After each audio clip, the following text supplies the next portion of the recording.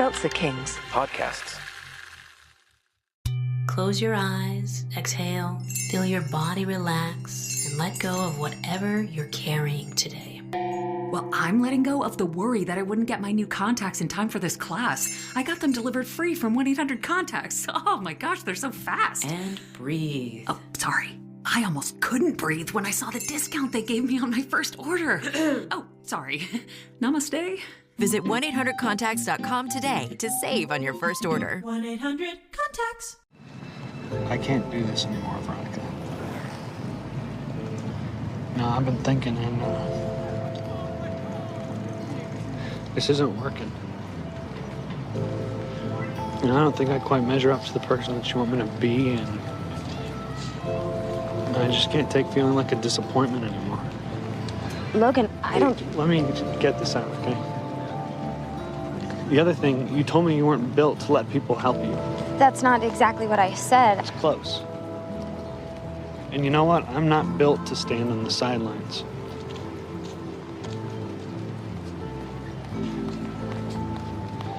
I think we have a choice. And I think we can take a tough but survivable amount of pain now, or stay together and deal with unbearable pain later.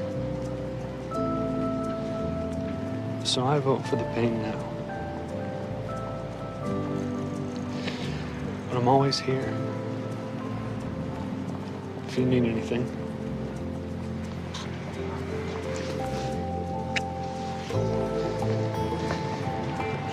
But you never need anything.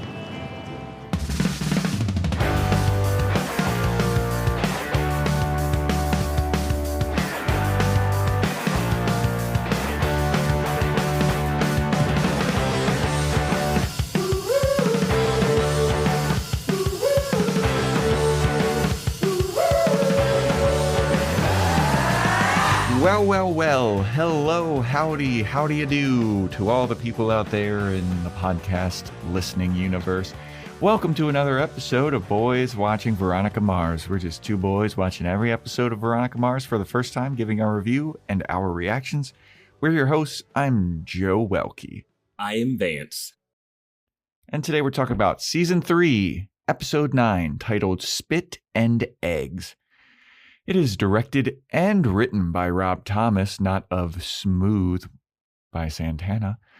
The original air date, November 28th, 2006, to an audience of 3.44 million people, which I believe I read was a series high.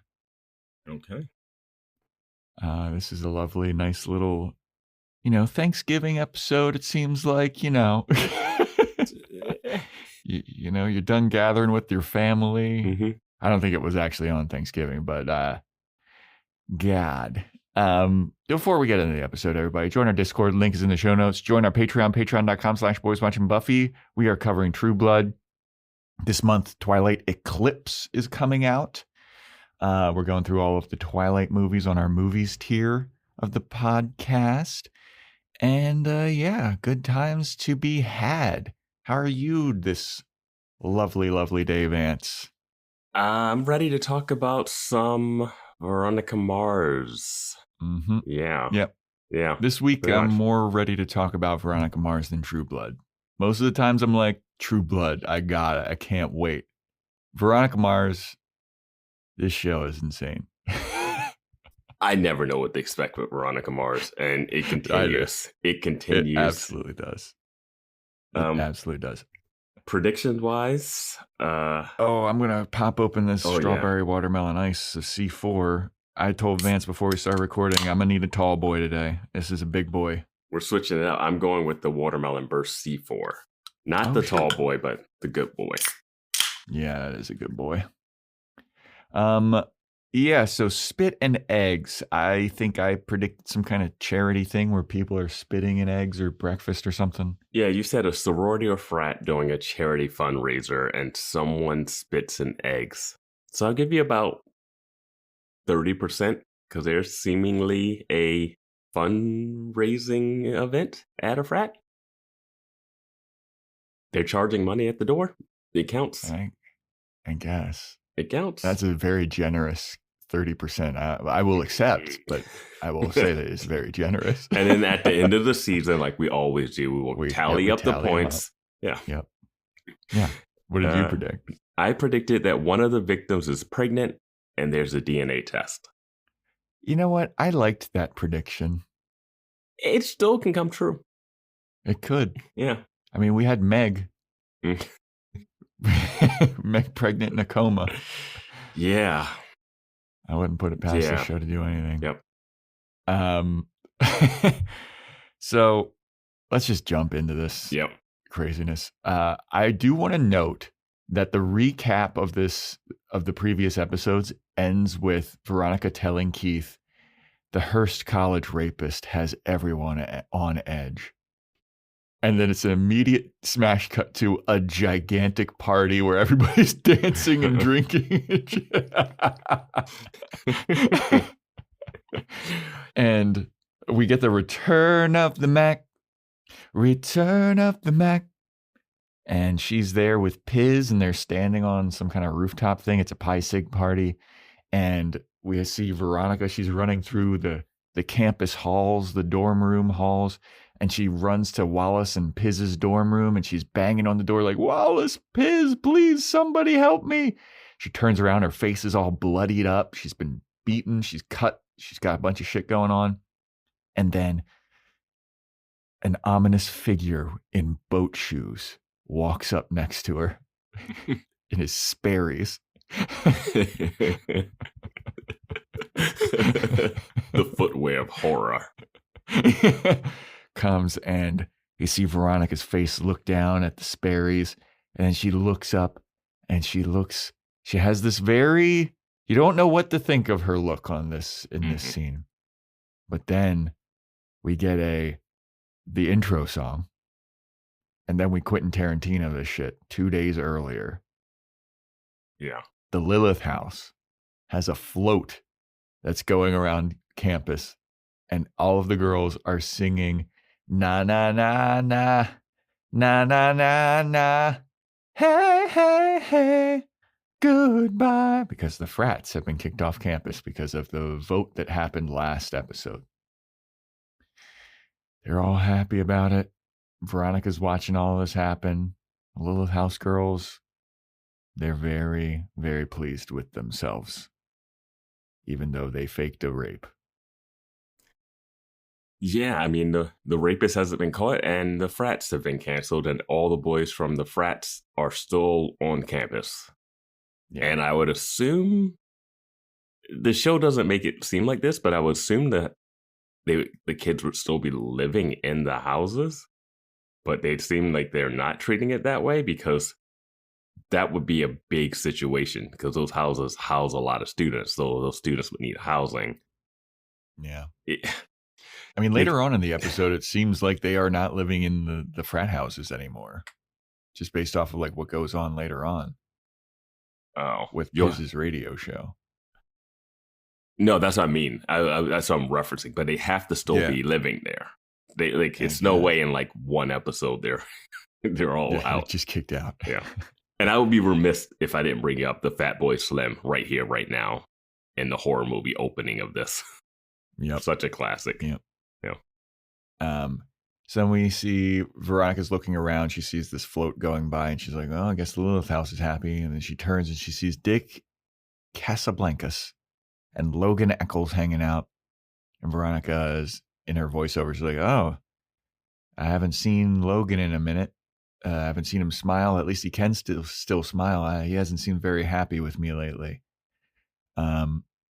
So she goes up. She's like, "Hey, what's up, guys?" And Dick is like, "Oh, this sucks. The frats have been taken off campus." Lilith house girls drive by, and they're like, really? They're really singing at Dick. And Dick gets up on a bench, and he moons them. And then Veronica's like, "Wow, very bold there, buddy." When he mooned them, did you think he was about to do something forward facing? I did, because he's unbuckling his belt, and I was just like, "Oh, what is about to happen?" Yeah, I was like, if he whips this out right here, like if Veronica doesn't hit him in the dick as hard as possible, then what's going on? Yeah, but he just moons him, An honest, a fun mooning. Never hurt nobody. Except for victims of sexual assault. That was the ass. I just can't believe that this is what's happening in this show. At least I'll give the tiniest morsel of credit to Veronica for giving Dick some shit when they first come over. Like, she doesn't just let him, she at least snarks at him a bit. But yeah. Yeah. So he moons him, picks his pants back up, and he's like, all right, well, looks like you two got some stuff to talk about, so I'm going to leave. And he's like, nobody act like you're going to miss me. I guess I'll leave. And then eventually he just kind of leaves it. And then Logan is talking to Veronica, and he eventually is like, look, dude, I don't think this is working out. I think that you, he says, I don't measure up to the person you want me to be, and he can't stand being such a disappointment anymore. And he wants to help Veronica, but she won't let him in because she's too stubborn and too like independent, I guess. I don't know. And but then he goes, I'll always be there for you if you ever need me. And then he kisses her forehead and he goes, but you never need me. And then he deuces out. I feel like you write that and you're like, that's good. That ending works. If you have not watched any of the previous episodes where she constantly needs him to rescue her, the Fitzpatrick's lair, the JTT undercover cop that he rescued her from that led to their first kiss. And then he says, you're Beaver so on the rooftop. Yeah. He's like, you're so independent, but I'm not built to stand on the sidelines. I'm like, you go to her all the time to ask her to do stuff. Like, what are you talking about? You saved her. You saved her recently when she was about to be attacked, when she had her head shaved. Like, I mean, it was just last episode that he's like, I love you, Veronica. I love you. Do you love me? And she's like, yeah, I do. And he's like, are we cool? Can we go easier on each other? And she's like, yeah. And then one phone call that Veronica doesn't pick up. He's like, I can't fucking do this anymore. I can't do this. You answer all of my calls. All of them. And Not that we haven't heard Veronica go to his voicemail 100,000 times with his quotes. Is he still doing that? I don't know. I can't believe they got rid of it. He better still be doing that. Yeah, he says we can end it now and take some pain now or pain later. Yeah, it's like, or a whole lot more pain. A whole lot more pain later. And honestly, Veronica, good riddance, man. Like, honestly, like how. No consequences for this Mexico hotel situation yet. Honestly, like, maybe it comes up later. I don't believe it will, but it's insane that she's still like, let's still date. Yeah. I haven't even looked into this. I look into everything. I'm not going to look into this. Yep. But yeah, Logan dumps Veronica. Veronica's got to be at home just like, I got dumped? The bum fights guy dumped me. Yeah. God. I don't even think we can reference the bum fights thing anymore because now he's a hotel burner downer arsonist. Yeah, the bum fights is nothing now. Yeah. Bum fights is just the first step. I think Logan's flaw is bigger than. I'll bring it up later, but Logan has a major flaw that's not talked about enough. All right. I'm curious to hear your thoughts on that. So then we go to Weevil. He's chatting with Cyrus Odell, Dean Odell, about boxing. And he's fixing his TV. And he's able to get him like HD now, but not full HD. He's got to get some kind of other doohickey that he's going to install later. And Odell's like, man, I like you, Weevil. I like you a lot. And Weevil's like, all right, cool. So then Weevil leaves. Odell's wife shows up and she's telling him like, hey, you have to drive the kids tonight. You have to drive the minivan. I need the Volvo. How many cars does this fucking family have? No, they are loaded, man. They just like swapping minivan, whatever that other car is. I guess maybe they just replaced that other car they got rid of with the Volvo. I don't know. I guess. But then Odell also has the Porsche that he has, the white one from the first time we see him. Oh, yeah. And then his wife had the Porsche that they gave to the step, the biological dad. Yeah. Now they got a Volvo and a minivan. Yeah. So she's been called to Sacramento, so she needs to go out of town tonight with her partner, Wally. Yeah, something Wally or something. So she leaves. The dean's assistant comes in. She's like, hey, somebody's here to see you. And he's like, I don't have any appointments today. Tell him to wait. And she's like, well, he's smoking a cigar and he won't put it out. And he says that you need to talk. And then the dean gets up and he's like, oh, shit. Okay, that's pretty serious. So he lets this guy in. This guy's name is Mel. And Mel is upset that the frats are gone. He's like, I donate a lot of money to this college. I make big donations to this college. And I was big in Greek life. And now the Greek life is gone. I'm very upset, Cyrus Odell. And then Odell's looking, he's shaking in his boots.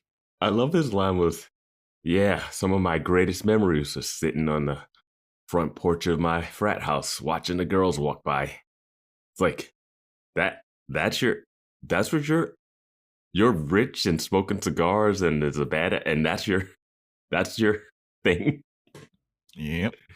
All right. Those are the glory days, sitting on a porch watching some babes walk by. The innocent days where he would just watch. Like that guy does not look like a watcher. He looks like a doer, a problem. Yeah, a problem guy. But I did call this. It was like, you can't just shut down the frat and without some backlash. I mean, this guy seems like some nefarious things going on. Yeah, too. I thought it would be more just like Dick Casablancas level parenting, like people in suits that work in finance coming in like, hey, wait, you can't do this. Yeah. Like a chapter would come in, I don't know. Or even sorority moms, they're shutting down all of them. They're shutting down. Greek life is like very networking. Like this is how people get jobs and shit. Like from like, hey, I'm a frat brother of this fraternity, to all the connections and everything. Yeah, which is probably not a good thing to have in general, but it did exist and it just got shut down mid-year. Like you have to shut it down like the following year, not like they shut it down like in a week.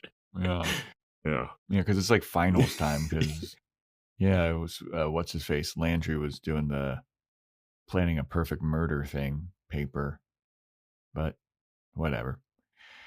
So then we have Veronica, Mac, and Wallace there at the dining hall, and Veronica's just blankly staring down at her spaghetti that she got.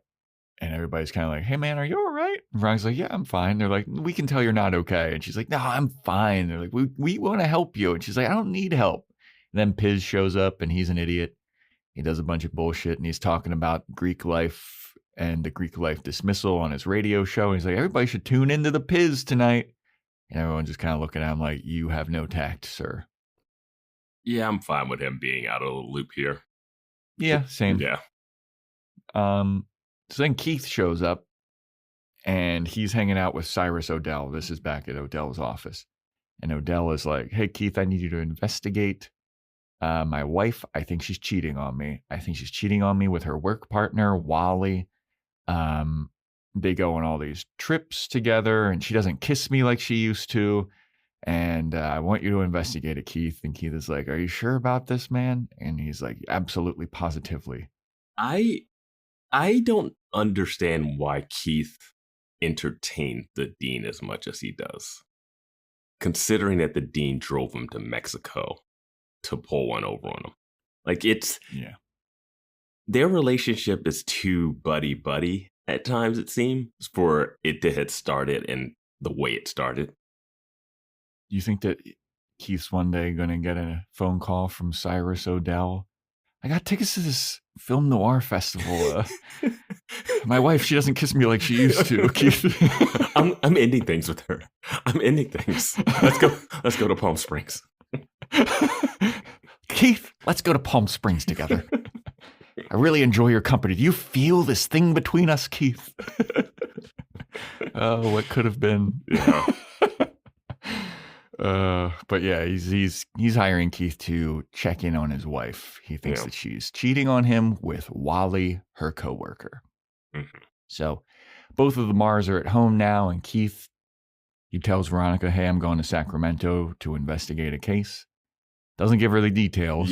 Yeah, conveniently does not mention, hey, I'm working for the dean that you know, who I believe last episode was in our living room, was talking. But I'm not going to mention this. I'm just going to say I'm going to Sacramento to investigate a case. And Veronica's like, all right, cool.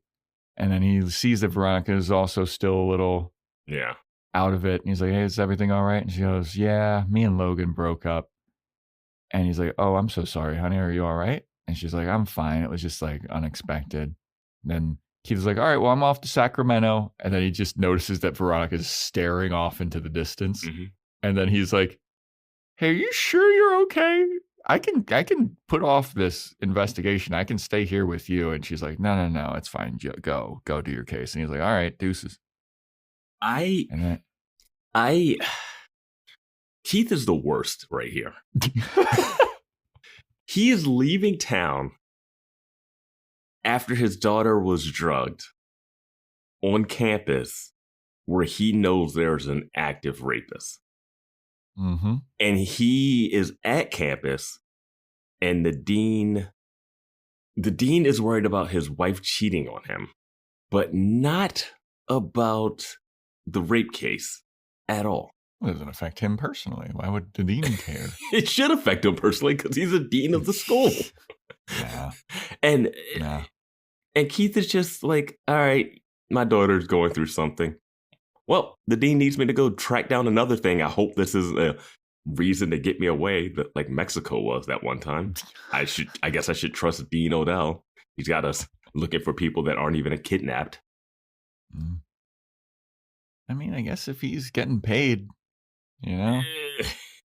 I don't know. Your daughter was just drugged at a school full. I think that's the bigger thing. Like his daughter was just drugged. I don't know how you don't see that bald spot on her. Well, I don't understand how you don't say, hey, Dean, while you got me here, what's going on with this? Yeah. But priorities. Keith leaves. He's off to investigate in Sacramento. Veronica goes to take a shower and just starts violently crying because she's not going to be Ms. Eccles. She's not going to be the princess that she thought she was going to be. Yeah. Bad times. So we go over to the Piz radio show. The girl's on the show and she's talking about how like she wants to turn the frat houses into housing for Christian students. And she was dismissed by the dean for this proposal.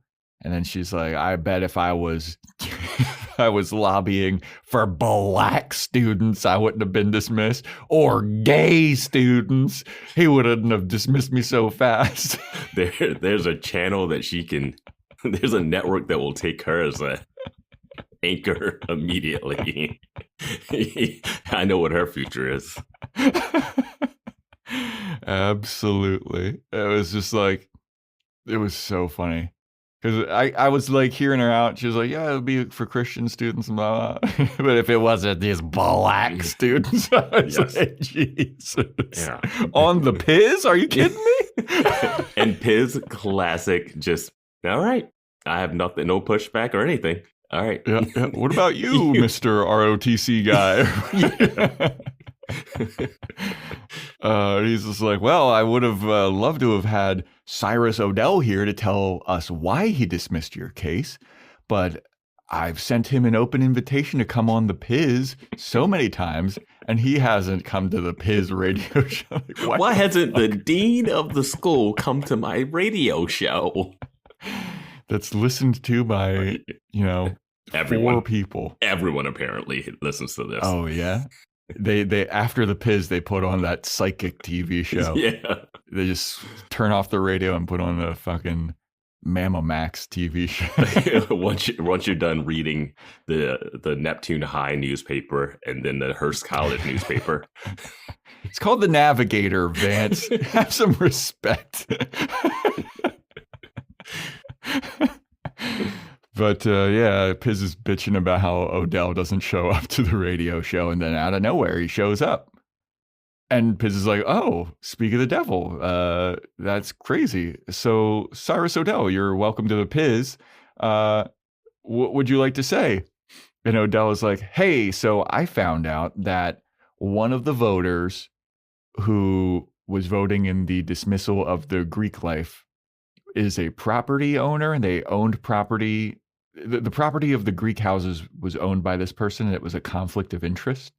So he reverses the decision because in the event of a tie, the dean has the tiebreaker, and he decides to bring Greek life back to campus. And then all of these frat boys outside of the Piz radio show just start celebrating. And then Odell gets up and leaves. And then Piz is like, all right, let's go to the phones. And you see the lines are lit up.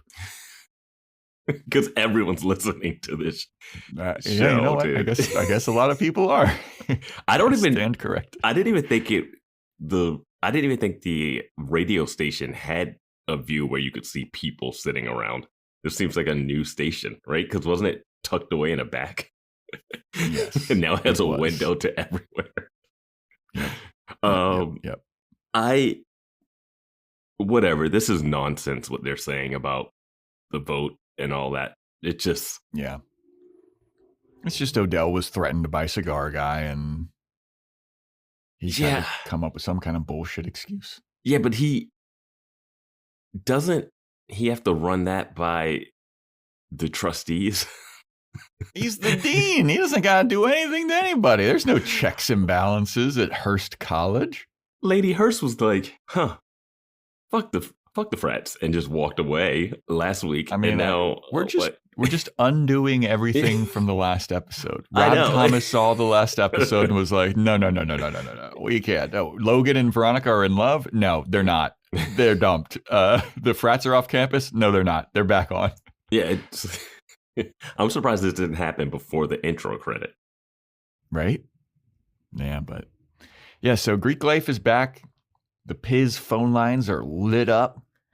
And now the Greek life dudes have their turn to celebrate riding across campus. They got a lifted Hummer, and all of the it feels like the Pi Sigs are like the only frat. Right, and the Theta Betas. Yeah, where's all the other frats? I know budget, stuff like that, but they don't even tease that there's other frats on campus. Like when there's a party, it's like we're going to the Pi Sig party. What about the other frats? Yeah. I don't know, but they're all celebrating on campus. They drive by some Lilith house. Girls are like, nah, in your fucking face. We're back, bitches. They all look sad. And Cyrus Odell, he's driving the minivan on campus, and he sees this Humvee, and he's like, oh God, these guys are crazy. And then he drives to go to his parking spot, and his parking spot is surrounded by Lilith house girls, and they all just throw a bunch of eggs at his car. Mm-hmm. They start shaking his car. They're like up to his car, and they're being like, you're a fucking piece of shit, Odell. You're a traitor. And I was like, this is a good way to get yourself arrested. Oh, we find another way to get yourself arrested later.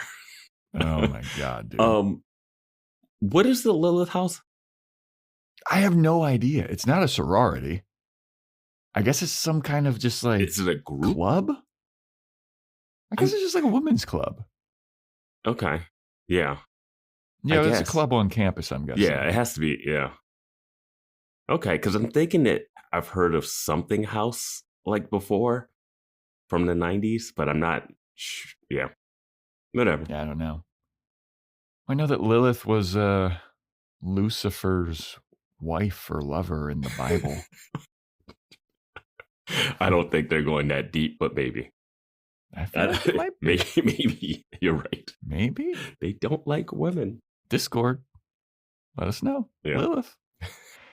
But I saw this happening. They're like shaking his car. I was like, bro, this is a rich white guy in Neptune. I don't care, man. He's letting all this chaos happen in the school. Yeah. He doesn't care about them. They should do something. I'm on Well, their he side. cares now. He cares now because he storms into his office and is like, get me the names of all the Lilith House members. They're all going down. How do you not know who they are? That seems like the easiest. But he comes in. Keith is in his office. And Keith is like, hey, Cyrus Odell, you got nothing to worry about. Your wife's coworker, Wally, he's gay. I saw him go to a bunch of gay clubs. I forget the name of them. They're all like funny name gay clubs. How do you feel about Keith just outing Wally here? I didn't think about it when I was watching it, but now it's like, I don't think that's what I was paying you to find out. It's like, I saw your wife. She went to her hotel room alone. I tailed Wally. Wally was out. Let me tell you.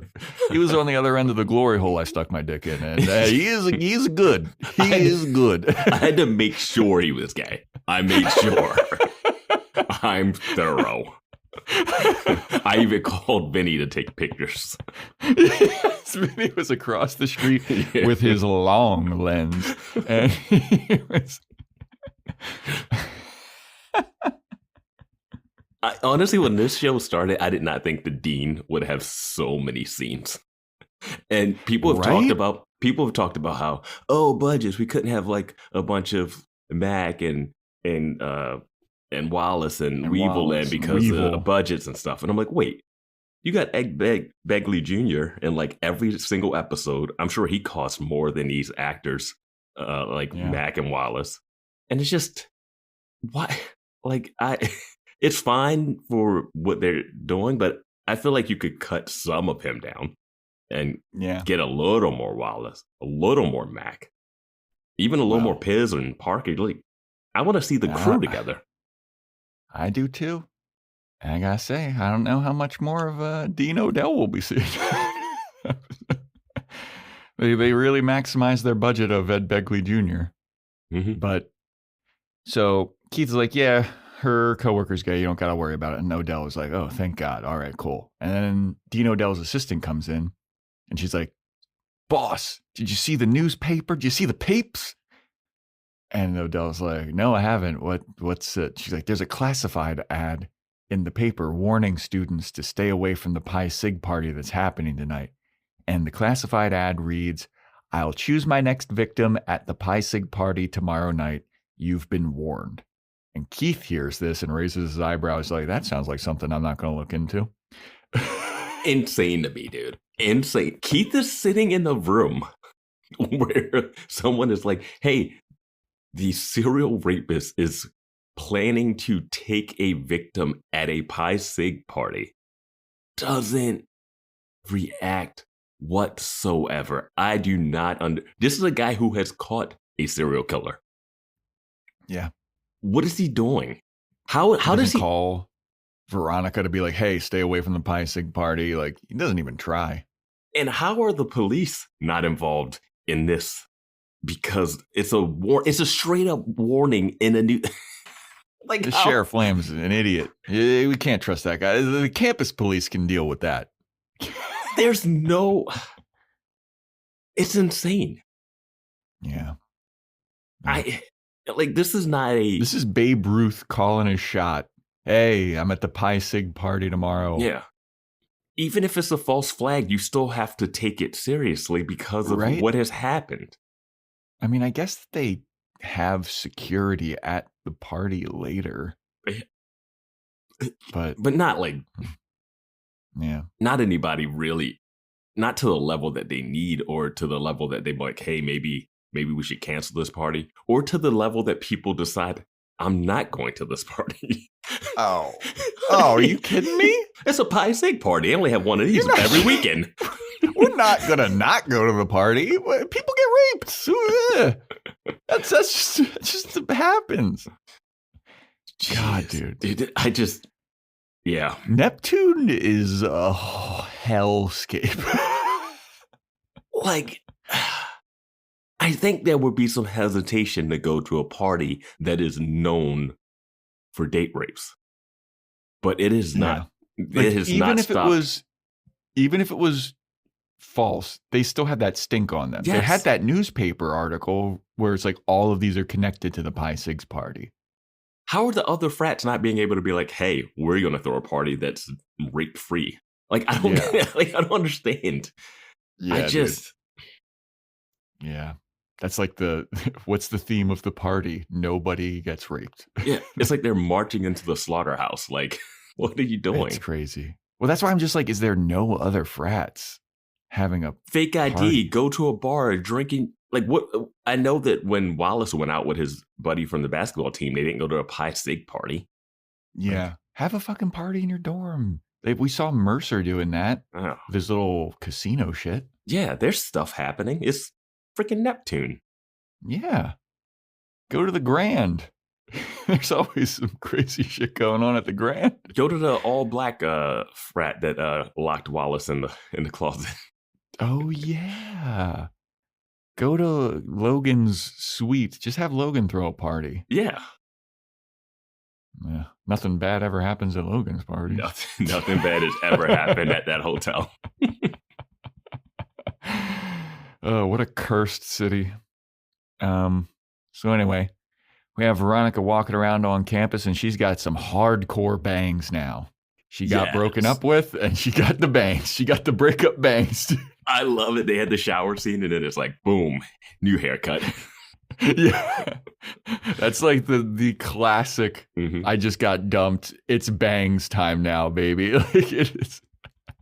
And our listeners have been saying Veronica's hair game is on point this season. She's got a lot of looks. I like the bangs. Yeah. They're better than Buffy's bangs. I will say. Oh, okay. I'll admit that one.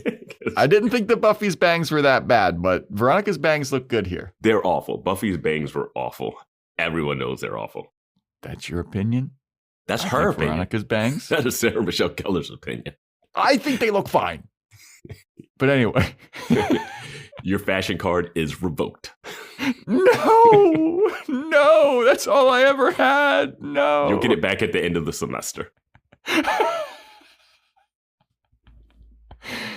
So yeah, she's got post-breakup bangs, and she's walking around, and she sees Parker. Parker calls Veronica over, and she's like, "Hey, did you see the papes? Did you see the news in the papes? There's an ad in the paper, and it says that at the Pi Sig party, there's going to be the guy's like, I'm going to find my next victim at the thing." And Veronica reads it, and she's like, "I bet it's Nish."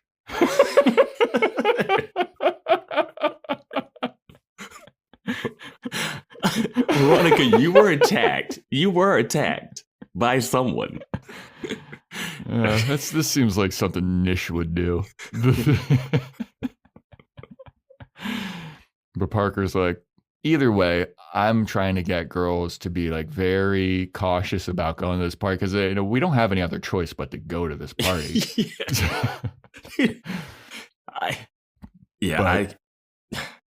I'm giving girls these coasters that'll turn red. If you dip the coaster in your drink, and if it turns red, that means that there's GHB or Rohypnol or whatever in the drink. And Veronica's like, "Hey, do you mind if I take a bunch of these?" And Parker's like, "Yeah, sure." And then she's like, "Also, take one of these. It's a rape whistle." And Veronica's like, "You really think rape whistles work? You think that anybody's going to come? You really think anyone's going to come if they hear a whistle?" I doubt that shit. And Parker's like, "I don't know. It's a thing for a reason." She's like, "Nobody ever comes for a rape whistle. Are you kidding me? He's never worked." Yeah, Veronica's negativity is just so. I guess I don't know what she's basing the rape whistle part on. It's just Veronica jadedness, pessimism. She does have a lot of faith in one thing that we'll bring up later that I do not understand why she has faith in it. I am teasing a lot of stuff. Yeah, you are. We're getting the listeners hooked on this podcast. They're going to have to stick around. Good job, Vance. I can't wait for you to forget what I teased. Yeah, we're never going to... I already forgot the first thing that you teased. It was about Logan. It's Logan's fatal flaw. Logan's got a fatal flaw. But we can't reveal what his fatal flaw is quite yet. So stay tuned, listeners. You're going to have to stay tuned for after the break. Yeah. We'll be right back with the Piz. The Dean's coming on. But anyway, So Veronica goes to Cyrus Odell's office and she shows him the coasters. And she's like, hey, my friend Parker's giving out these coasters. They let you know if your drink has been spiked with a drug. I think that you should require the Pi Sigs to have them at the party. And Odell's like, you know what? That's a great idea. La, la, la, la, la. And Veronica's like, wow, you're in a good mood. And he's like, yeah, you know what? My wife is coming back from Sacramento today. And I got some real special plans planned for her when she gets back, and it's going to be great. And then Veronica's like, Sacramento? My dad said he was going to Sacramento. Oh, no. Oh, he's going to find some shit out. But also, Veronica asks the dean or somebody, she's like, how did that classified ad make it into the paper? Mm-hmm. The one that's like, hey, I'm going to rape somebody at the party tomorrow. She's like, how do you let that one slip by? Mm-hmm. And the dean's like, I don't know. And yeah, you're like, oh, I guess someone got it in afterwards. Like, you would have to print that. Because you can't just call that in and have someone type that. And the classified, you would pay, I assume you would pay a little bit, maybe. But this is the moment where the dean is just one of the worst people ever. She's like, hey, here's some coasters because this party is going to have drugs. He's like, sure, fine, I don't care. And she's like, you don't care about what's happening, the Pi Sigs having this thing happening, like the classified ad. He's like, I have a life outside of school. I have a personal life outside. I'm like, what are you talking about, dude? The job that you currently have has a serial rapist on campus. And I do not understand how no one higher up in the chain of board of trustees is coming down on the dean who can't get a handle on the situation. How the city hasn't been like, how hasn't been a public outcry to stop this? It makes zero sense.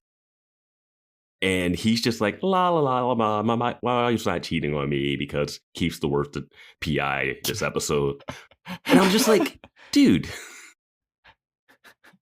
did you not see your car get egged because people were pissed? What do you? He's got a life outside. His wife's coming home. They're going to Rainforest Cafe tonight. They're going to be fine.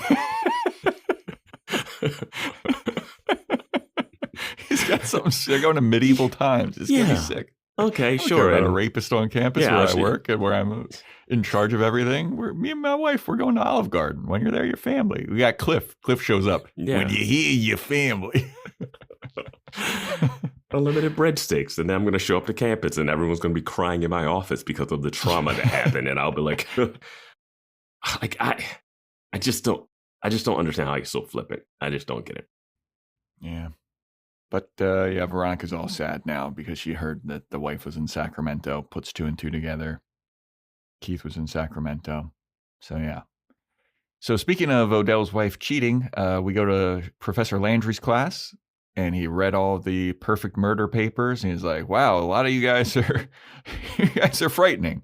Half dozen of you guys decided to kill me. I was like, damn, how disliked of a professor is this guy? Like, I thought the people liked this guy. Yeah. He said that the local sheriff bit the dust in a couple of the papers, and Veronica's like, fuck yeah. And he's like, and a couple of you guys got papers, A's on the papers, so I'm going to post the A's in front of the class. Everybody can read the papers, and don't read how I would get away with murder and frame me. Yeah.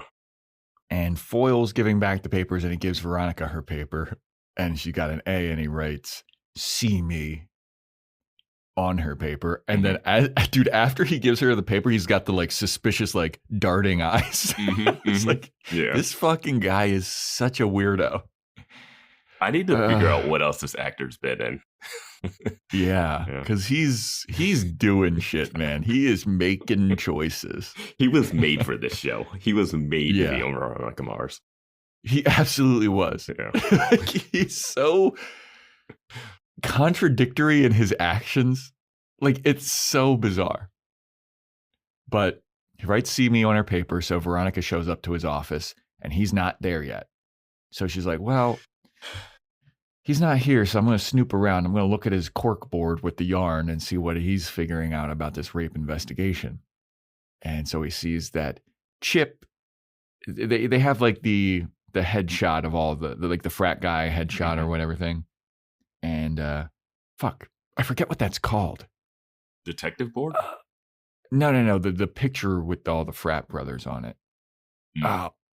It has a specific name. Yeah. Discord, help me out. But it's got the picture and Dick Casablancas, Chip Diller, and some third guy. All those guys, their pictures are circled. And Veronica's like, I wonder what that's all about. And then Foyle comes in and he's like, oh, snooping around, are you? Huh? Trying to figure out what I found out, huh? And Veronica's like, yeah, it seems like you're looking into the rape case. You want to tell me what you found? And he's like, I do not. Because when I solve the rape case, Professor Landry's going to call me a good boy. And I'm going to be back in his good graces. And Veronica's like, wow, dude.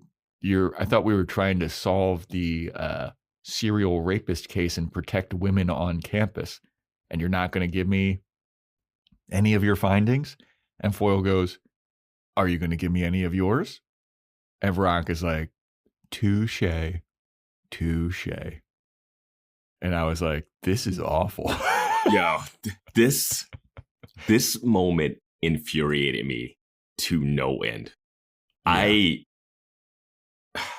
First, when Veronica walks in, she goes, her voiceover is, if you make me wait, I'm going to pour over your creepy rape investigation board. Why is it a creepy rape investigation board? Yeah. What makes it creepy? This is literally what you do all the time. This is how cases are solved.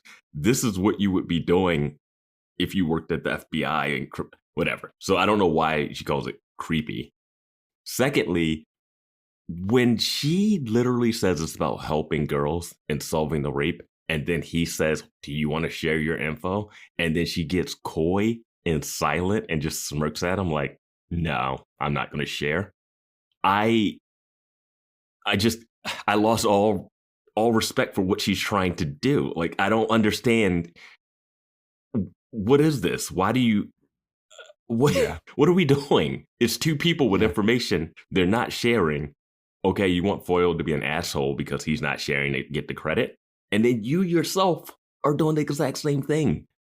Well, like to grandstand too, to be like, I thought we were helping women. Yeah. And then he's like, all right, well then why don't you tell me what you found out? And she's like, no. I was like, ew, dude. Yo, what is that messaging? Like, and she has vital information too. She knows some of them were like, she knows at least one of them was faked or maybe another one. And she knows that she was attacked at this day, at this time by someone. It's so infuriating for me, for her to like. You can't. Well, it makes you like unable to root for Veronica. Yeah. Because she's saying like, we're trying to protect women. If she's like this, justice overall, we need to get to the bottom of this thing. Yeah. She should, like, I think that her sharing some of her information with Foyle, maybe he would open up and then be like, oh, well, that's funny because I found out blah, blah, blah. Yes. And then they could solve it together and they'd both be in Landry's like good. Who cares about Landry? Who cares? Who cares about who gets the credit for this? Who cares? Yes. Stop it from happening. It's actually happening to you also, Veronica. So you should want more information about it. It's already has personally affected you multiple times with Parker, with the parking lot. I couldn't. The grandstanding of her saying that. Yeah, that moment was absolutely reprehensible. Like, that's just like so disgusting, dude. I just can't. Like, I can't with like this whole episode. Keith is just like, sitting in a room watching someone say, hey, he's going to attack tonight. And Keith is like, all right. What are you talking about, dude? Your daughter goes to the school. Where do you think she is that night? Where do you think she is? Yeah, man. It's awful. It's awful.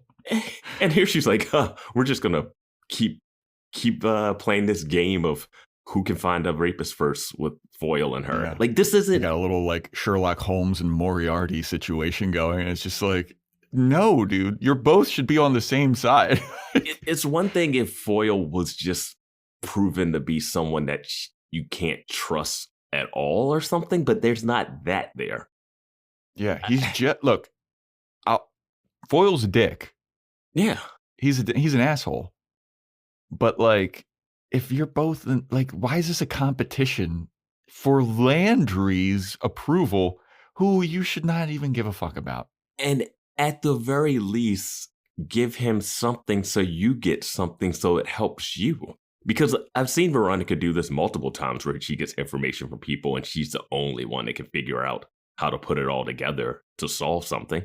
So it's not like she would give Foyle info and he would be like, oh, I got it.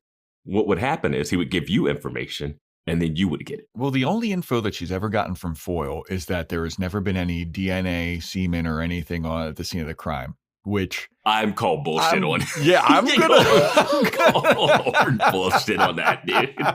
Which, based on what we see happening, I'm gonna say there's no fucking way. No way. How? What? No way. There's no way. They don't address that at all. No. That's crazy. That's insane. Yeah, man. This is. It would have made sense if the Lilith house was faking everything. If they faked literally everything. Yes. But that, spoiler alert, dear listeners, that is not the case. So that information of there's never, and Veronica repeats that information to somebody else. Yeah. That information is bullshit. Such bullshit. Bullshit. Absolute bullshit. But yeah, man. I mean, this moment with Veronica, I thought it was about protecting women. Well, then share with me what you found. No. I guess it's not about protecting women then. This honestly might be one of the worst moments in the whole series for me. Yeah, 100%. I mean, and then the like knowing smirky head nod toward each other after, like, all right. There's a way to do that scene where it's not like you're letting you're letting this just prolong itself. This is funny if you have two people trying to solve a case and it's like not this stakes level, you know? Mm-hmm. If it's like someone stole something and it's like, okay, fine. But this is not the time for you guys to have a dick measuring contest. Like, it's literally affecting Veronica. She was drugged and had part of her head shaved. Mm-hmm. Like, yeah.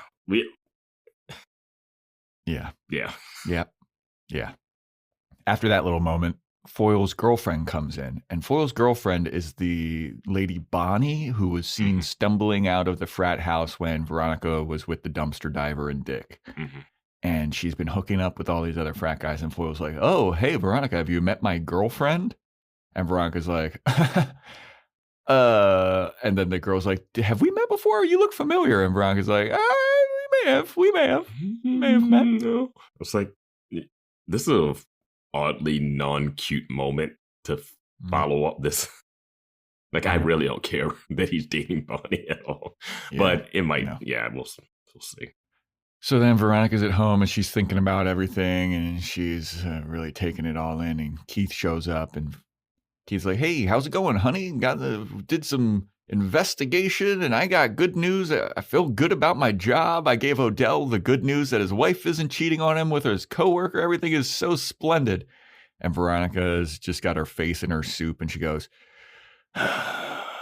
Odell's wife is actually cheating on him with my Professor Landry. And Keith was like, what? Wait, what? How did you find that out? She's like, I was investigating another case, and he goes to the Neptune Grand. He pays in cash. He under the name Rory Finch. I caught him hooking up. And Keith's like, well, God damn it. I thought that I was doing good today. Now I got to tell. And Veronica's like, are you going to tell Odell? And Keith goes, you know the rules, Veronica. It's like, really? That's the code of PI ethics. You know the rules. I could have swore that he did a case like maybe last season or 2 seasons ago where he was like, that's not my job to tell them. I was hired to see, like, my thought process here is like he was hired to see if the wife was cheating with Wally. He doesn't have to tell him about Landry. And I could have swore he did a case like within this series where he was like, oh, well, I wasn't hired to look into X, Y, and Z. I was only hired to look into this version. So that's all the information I'm going to give. I'm sure it has been. I can't think of it offhand, but I'm sure. The thing about the scene that got me is that Keith comes home, sees Veronica eating soup. He's like, oh, soup. I don't view that as a meal. And Veronica goes, there's a meatloaf in the oven. This relationship, man. Yeah. Keith opens the door and just like, where's my dinner? And she made a meat. I mean, jeez. Yeah. What 18-year-old girl is making meatloaf? That is a 55-year-old smoker. It's their husband and wife weird relationship thing that they got going on. Yeah. Yeah. So Keith's all sad that he has to break the sad news to Odell, break his little heart. So we then have the RA, whose name is Mo, who I never knew his name was Mo. Yeah. But curly-haired guy, name is Mo. He's talking to Piz and Wallace. And he's going around asking them about someone been taking huge shits in the third stall every day and not flushing them. He wants to know if it's either of them. And they're like, no, dude. So then Veronica shows up and she's like, hey, guys, we're all going to the Pi Sigs party, right? Let's all go to the Pi Sig party. And everyone's like, hell yeah, we're going to go. And Piz and Wallace are like, we were already planning on going. It's the biggest party on campus. It's going to be such a rager. We love the Pi Sigs. Everybody loves the Pi Sigs. They throw the best parties.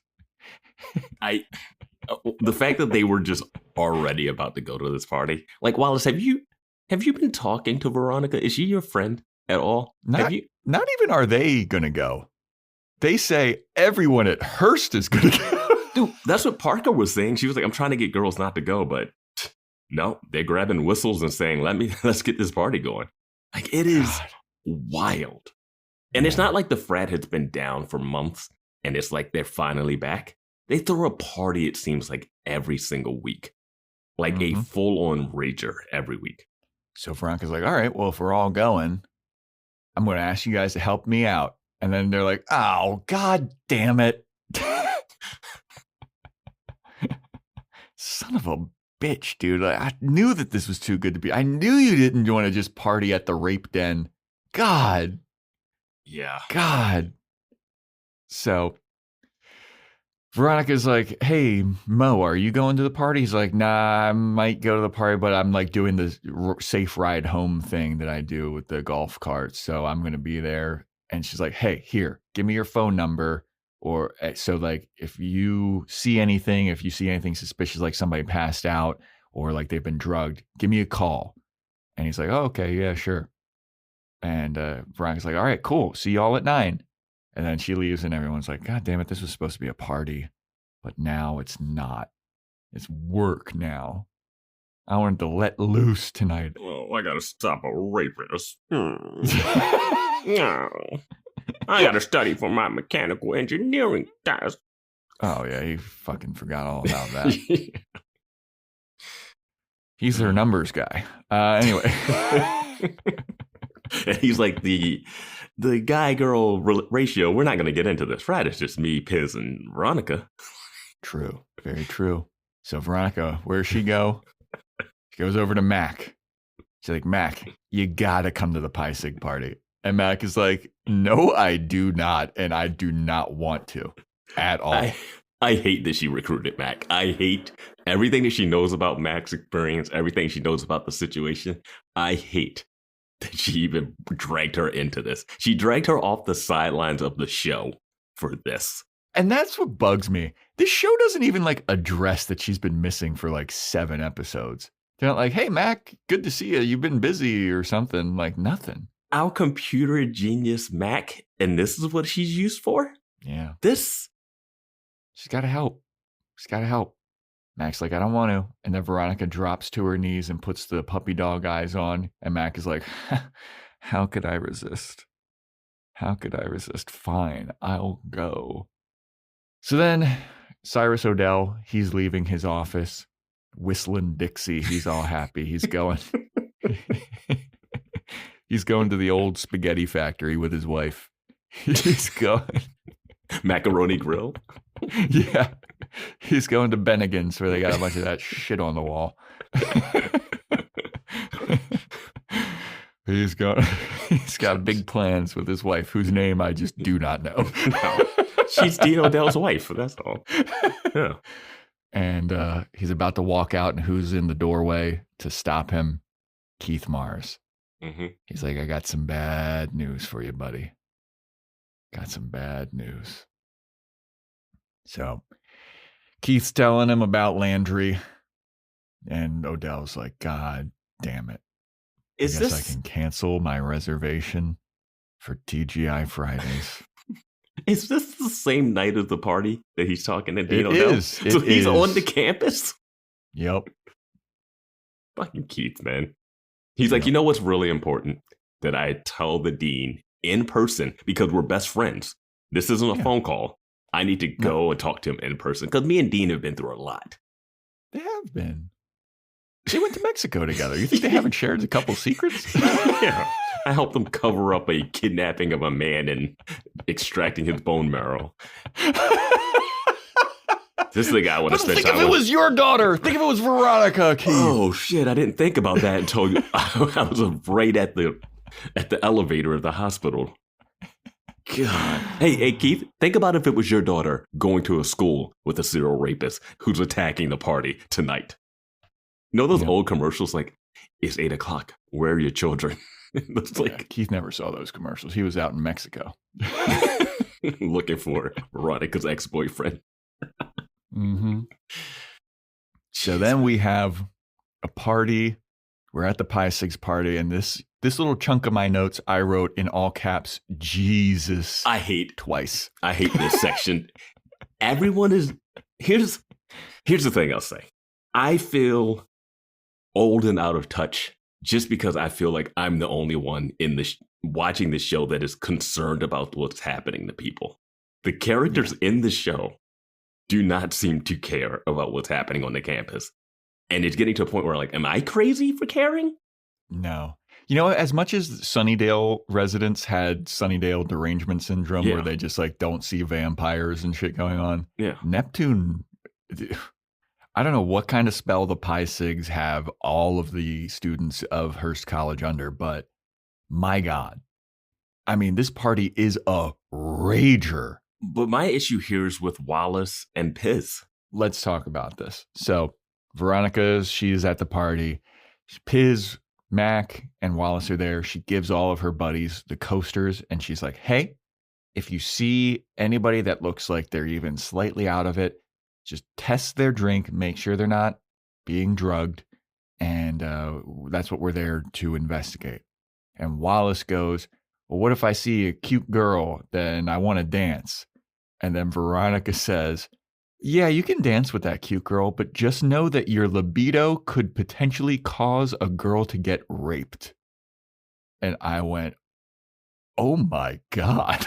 And they're all just like, she says that, and their reaction is just like, yeah. I mean, Wallace is just like, shucks, like snaps. Oh, come on. And my problem, I have two things. I have a problem with Veronica and a problem with Wallace here. A problem with Wallace is Wallace knows about Veronica's history because he sat on the bed with her season 1 where she laid out being drugged at a party. He might not know the Beaver situation. She might not have gone deeper into that. But from what he knows, she was drugged at a party and taken advantage of. He knows that about the girl that he is best friends with, right? Yeah. That has gotten him out of so many jams. And now, again, then Veronica is just telling him like, oh, well, you're letting this happen. While we had that scene that we talked about earlier that we don't need to go back through, but where she just was like willingly is like, well, I'm going to hold this close to my vest. Like, you can't grandstand, Veronica. You can't. Yeah. Well, I mean, it was just like she's putting the blame on Wallace at that point of just like, well, you could have stopped this, but you're dancing with a cute girl, so you're the reason why that happened to her.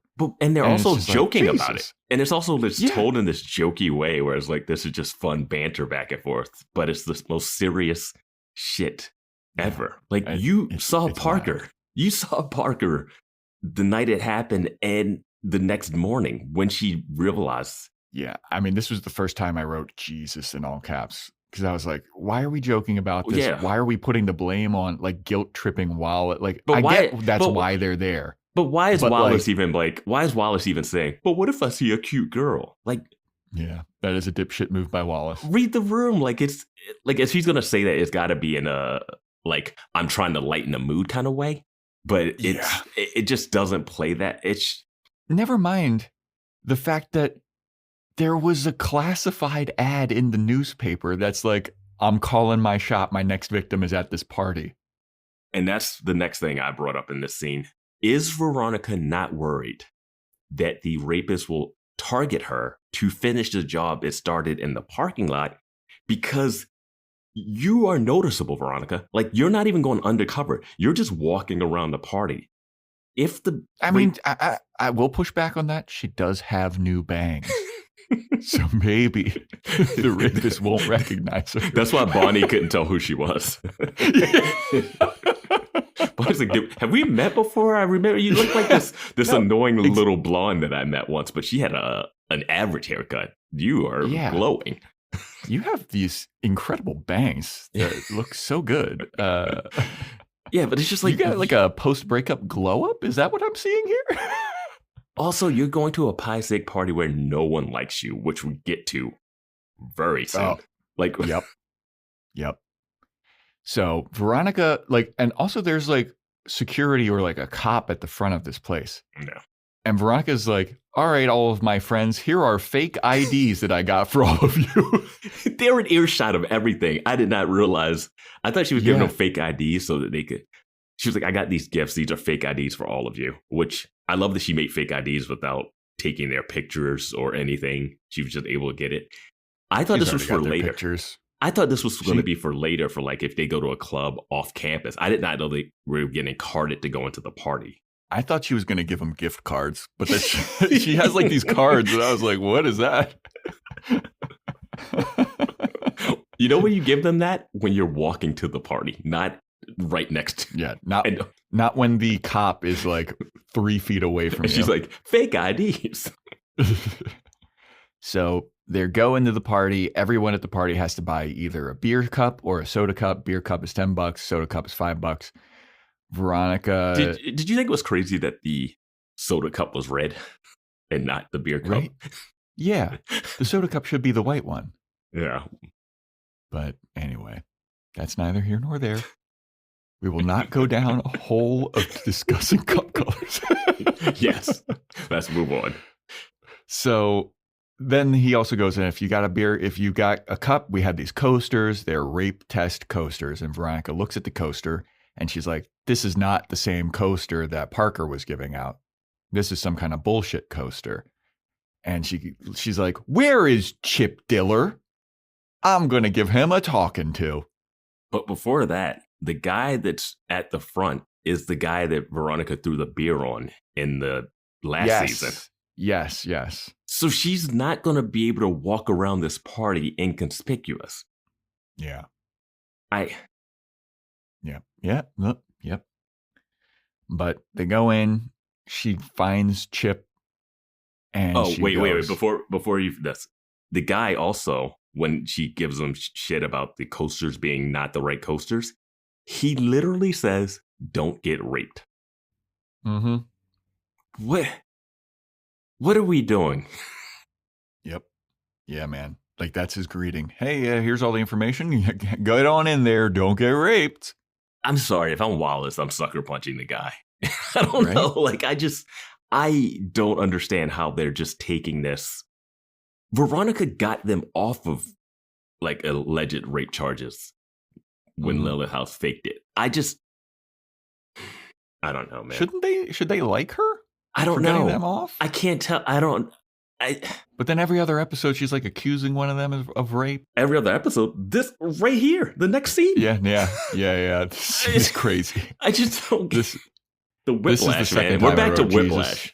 We're back to the whiplash. This is the second time I wrote Jesus in all caps.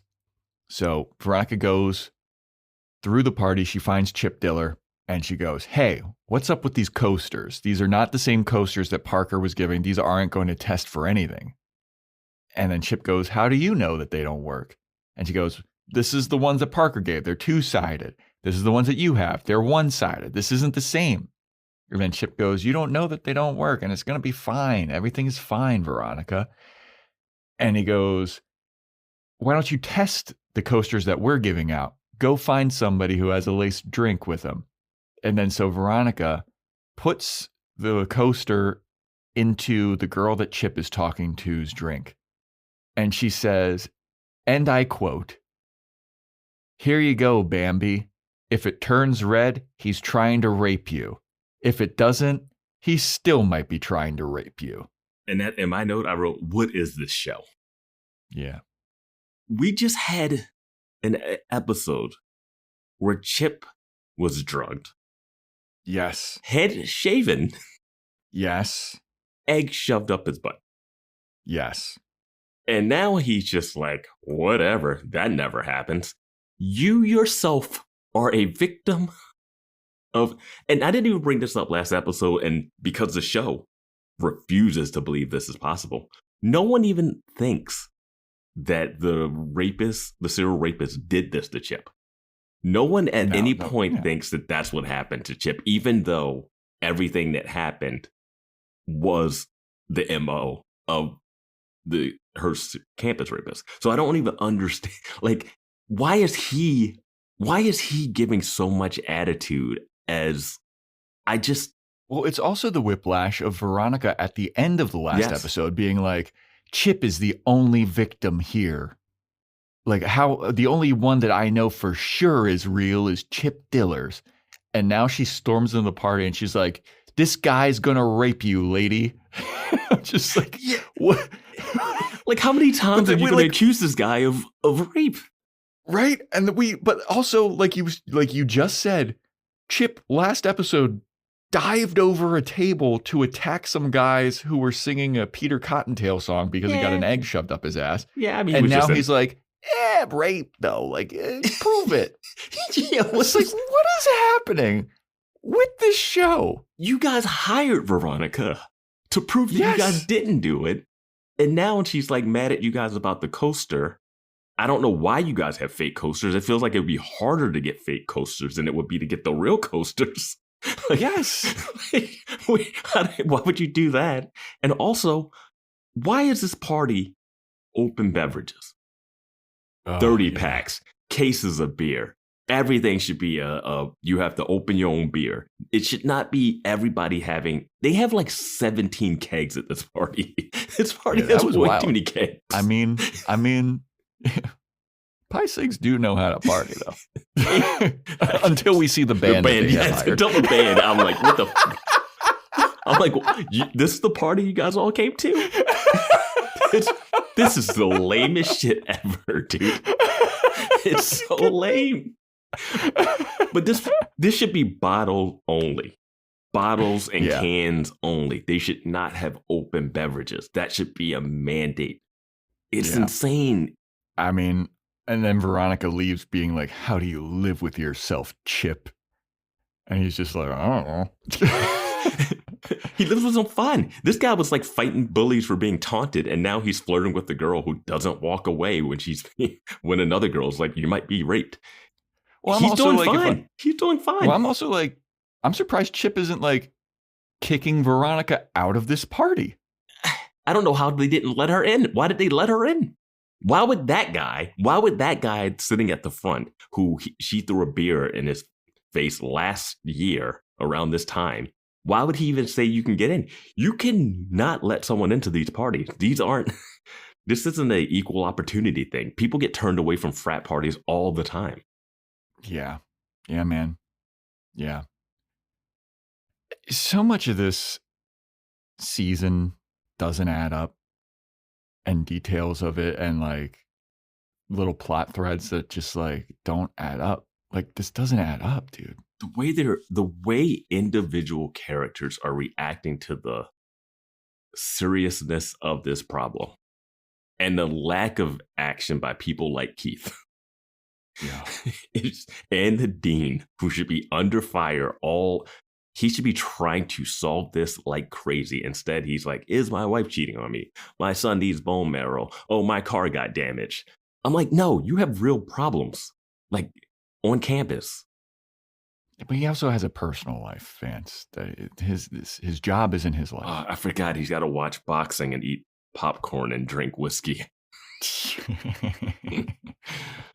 got to eat a burger at the dining hall. Yeah. God. I hate college students. Yeah, that tracks. Yeah, he should hang out with Principal Snyder. They would get along real well. I will watch that crossover. Yeah, that would be great. Yeah. They would actually, that would slap. Oh my God, Dean O'Dell and Band Candy. Oh my God, yes. He'd be great. Yes, he would.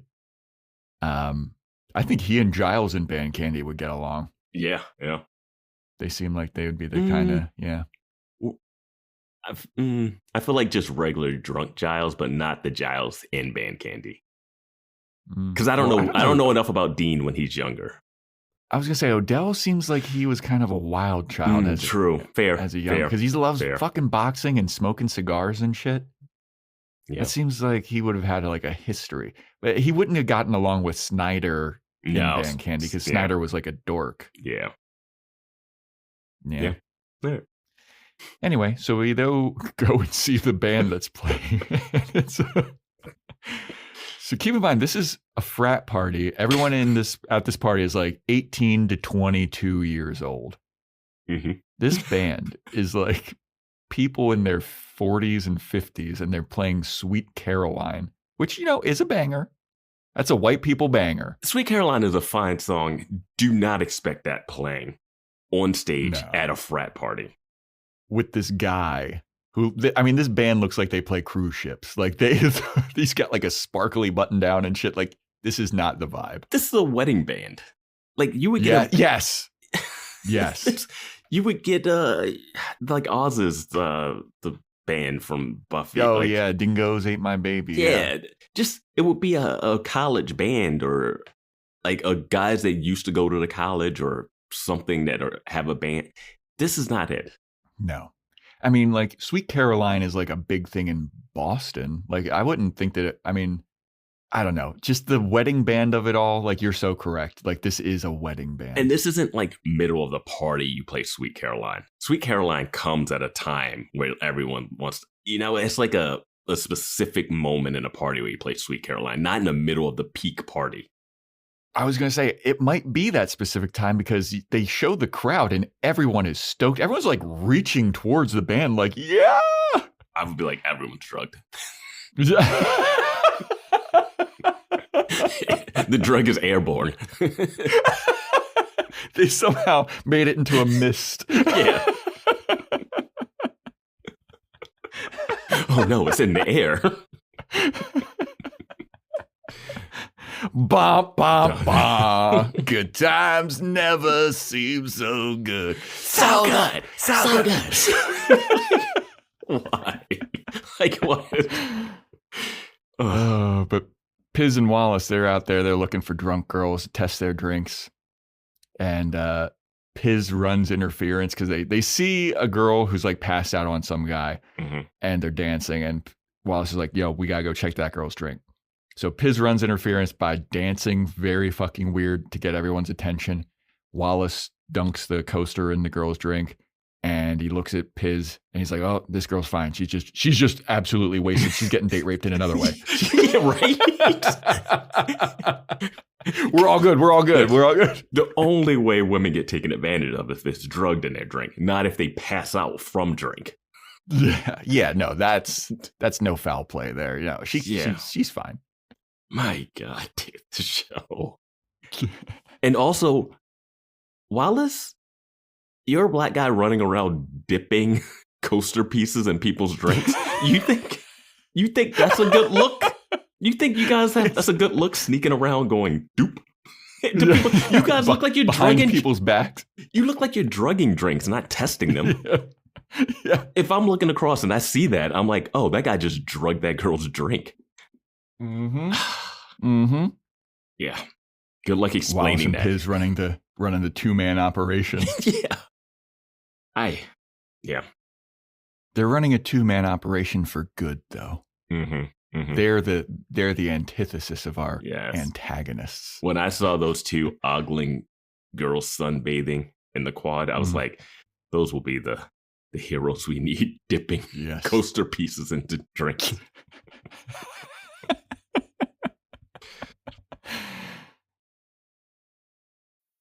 This episode is brought to you by Athletic Brewing Company. No matter how you do game day, on the couch, in the crowd, or manning the snack table, Athletic Brewing fits right in. With a full lineup of non-alcoholic beer styles, you can enjoy bold flavors all game long. No hangovers, no buzz, no subbing out for water in the second half. Stock the fridge for tip-off with a variety of non-alcoholic craft styles available at your local grocery store or online at athleticbrewing.com. Near beer, fit for all times.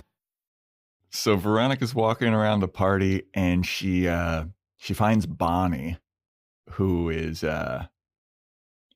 she's riding on Dick Casablancas. She is full mount on top of Dick Casablancas on a couch. And keep in mind, Bonnie is Foyle's girlfriend.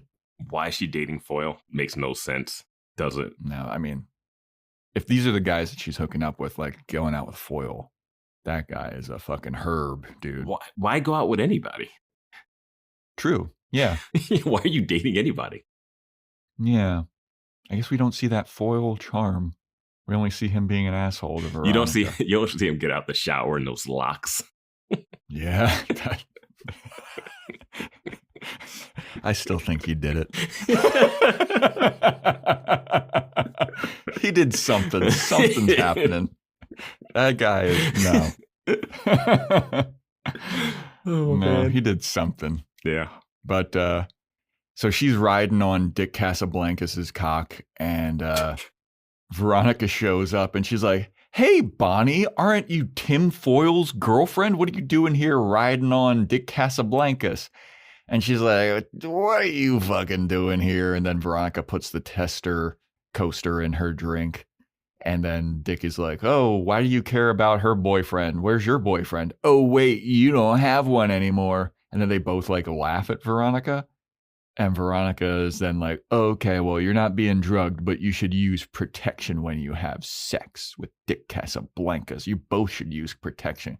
Because Dick, you don't know where Bonnie's been. And Bonnie, you don't know where Dick's been." And I was just like, all right. This is just reminding me of a line earlier this season when Veronica goes, "Dick Casablancas, could there be 2 rapists in the family?" As if she doesn't know that he was trying to drug Madison. Like, it just... Yeah. Hey, man. Yeah. So we go back to the band and they're playing some other oldie song. I forget what it is. But I was like, damn, this is not... We could tell. They're playing straight up oldies, dude. Yeah. It's not a modern college experience. There will be some crazy rap music playing right now. Yeah, they would have a DJ. Yeah. 369. Oh, yeah, like yeah. They would not be playing fucking "So No One Told Me About Her." They're not playing the Beach Boys and the Zombies and shit. Like, what is happening? They would be playing the Fatboy Slim, maybe, but that's even earlier than that. Yeah. Neil Diamond? Like, what? Rob Thomas is like, "I'm getting my songs in here."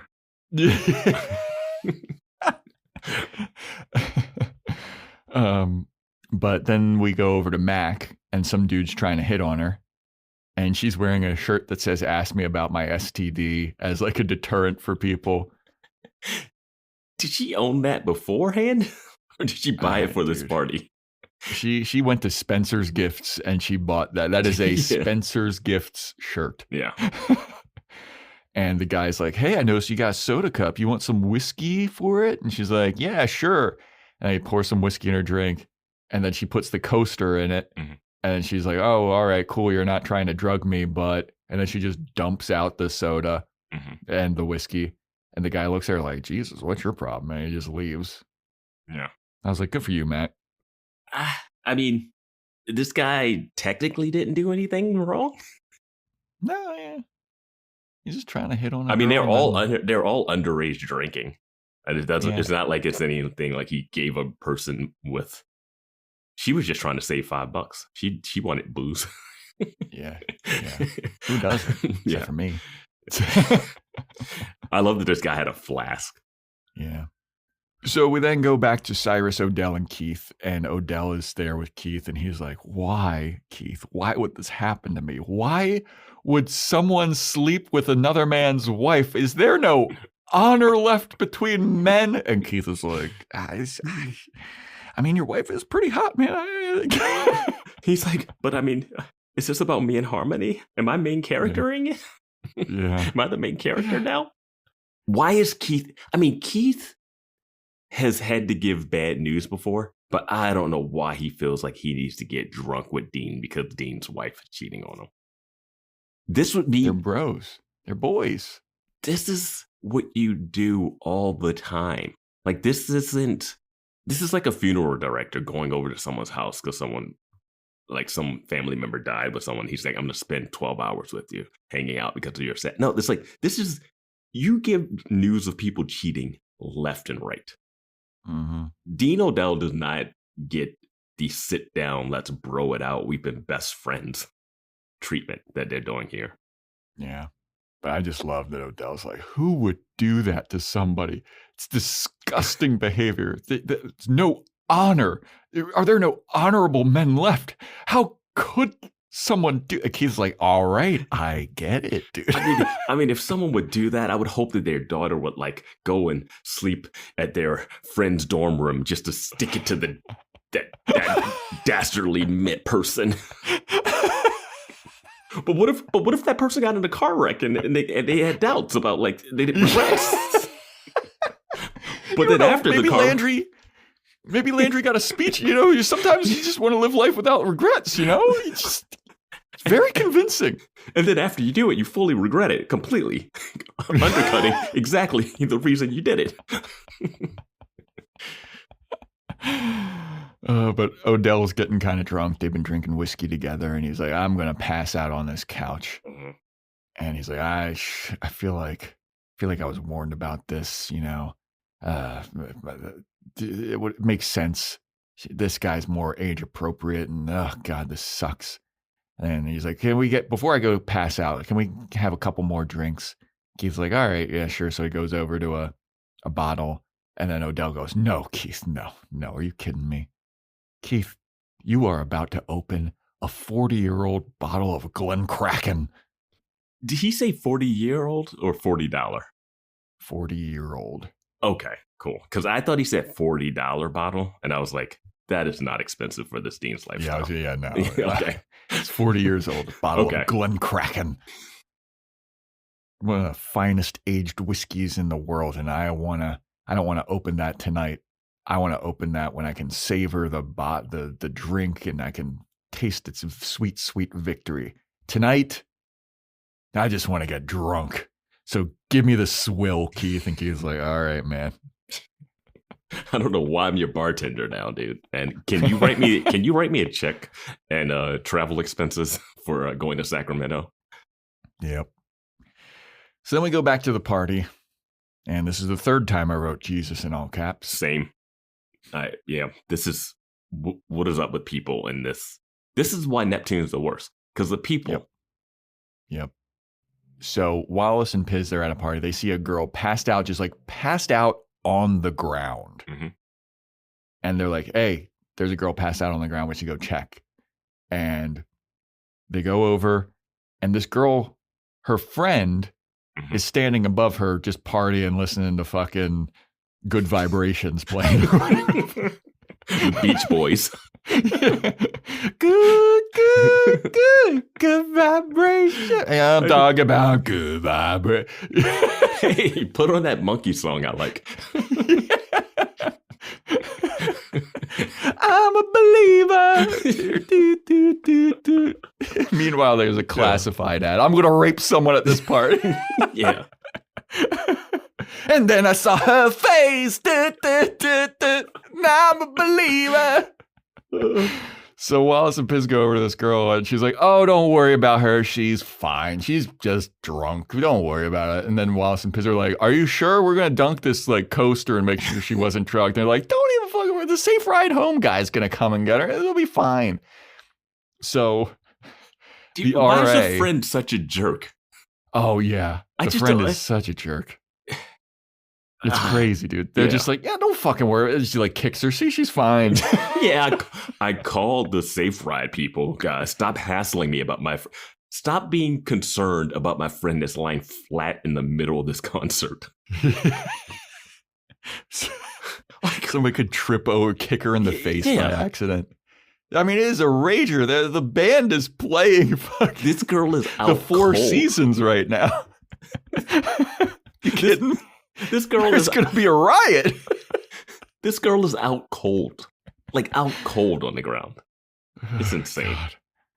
So the safe ride home people show up. It's Mo, the RA, and Fern is so pissed. They're like, Piz and Wallace are like, here, let's help you get her up. And Fern just fucking deadlifts this girl, puts her over her shoulders like John Cena or something. Yeah.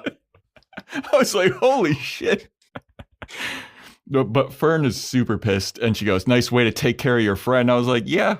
No, but she says that to Piz and Wallace, and they should be like, that's not our friend. No, I feel like she's saying it to the girl. It does like, but I don't know. She's just giving attitude to whoever.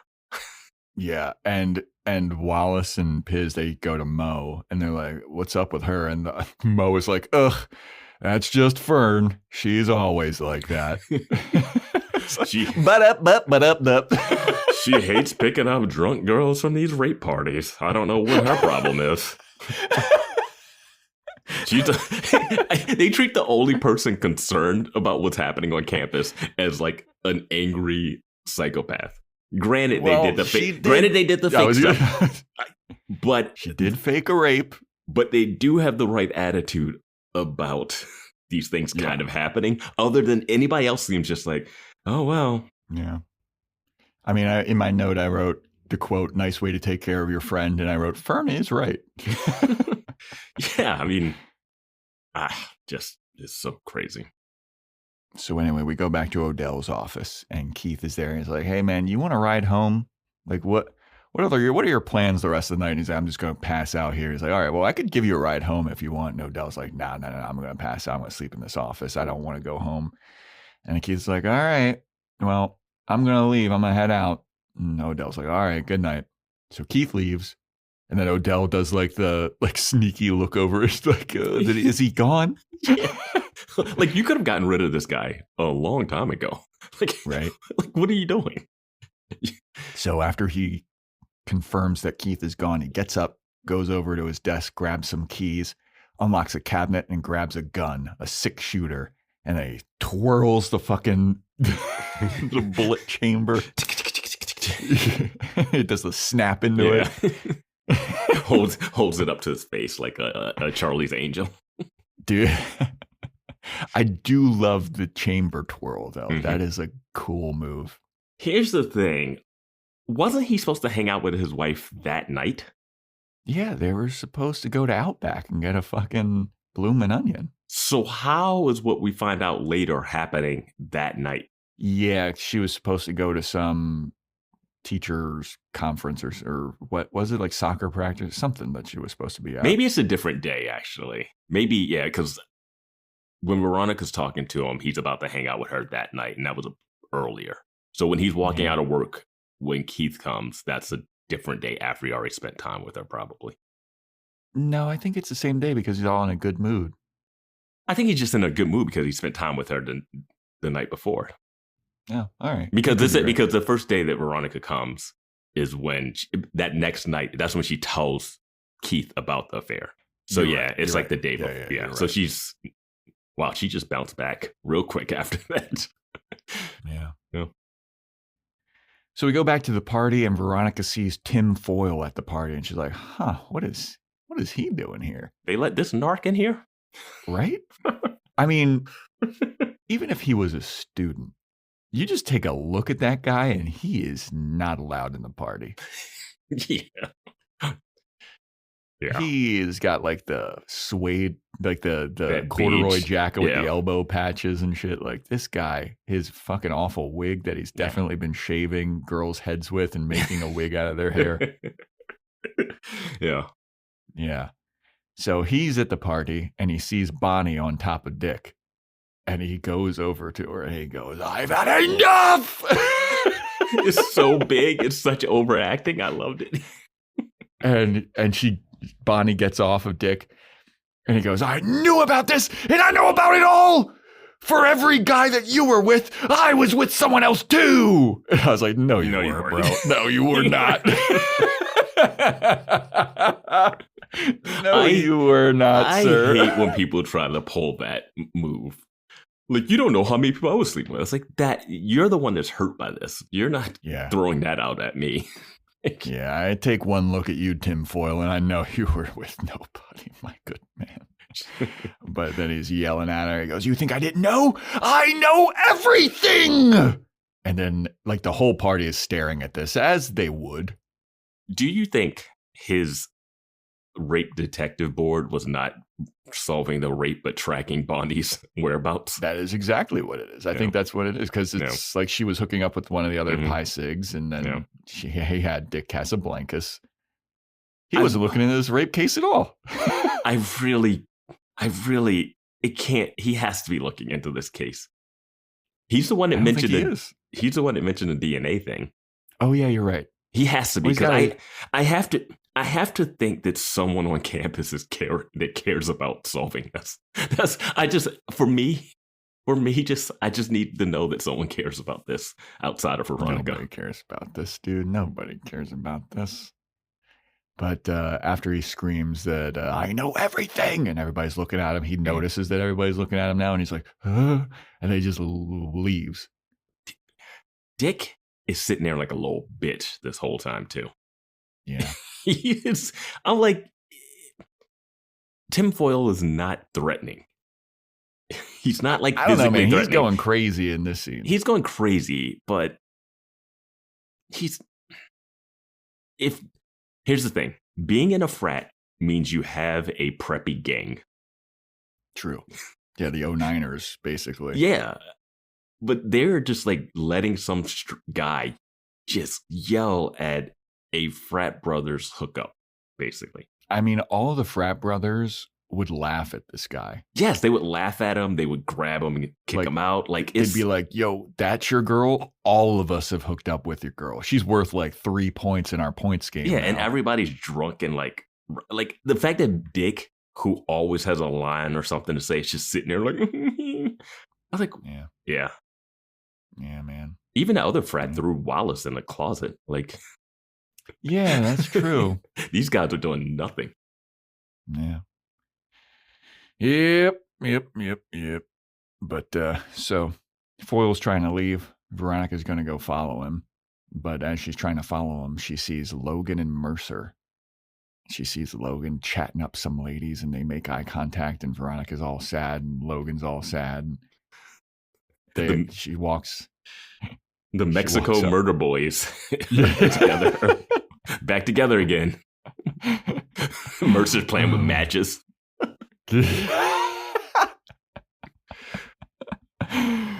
Oh my god. Yeah, he's got a Zippo lighter that just keeps flicking open. Yeah.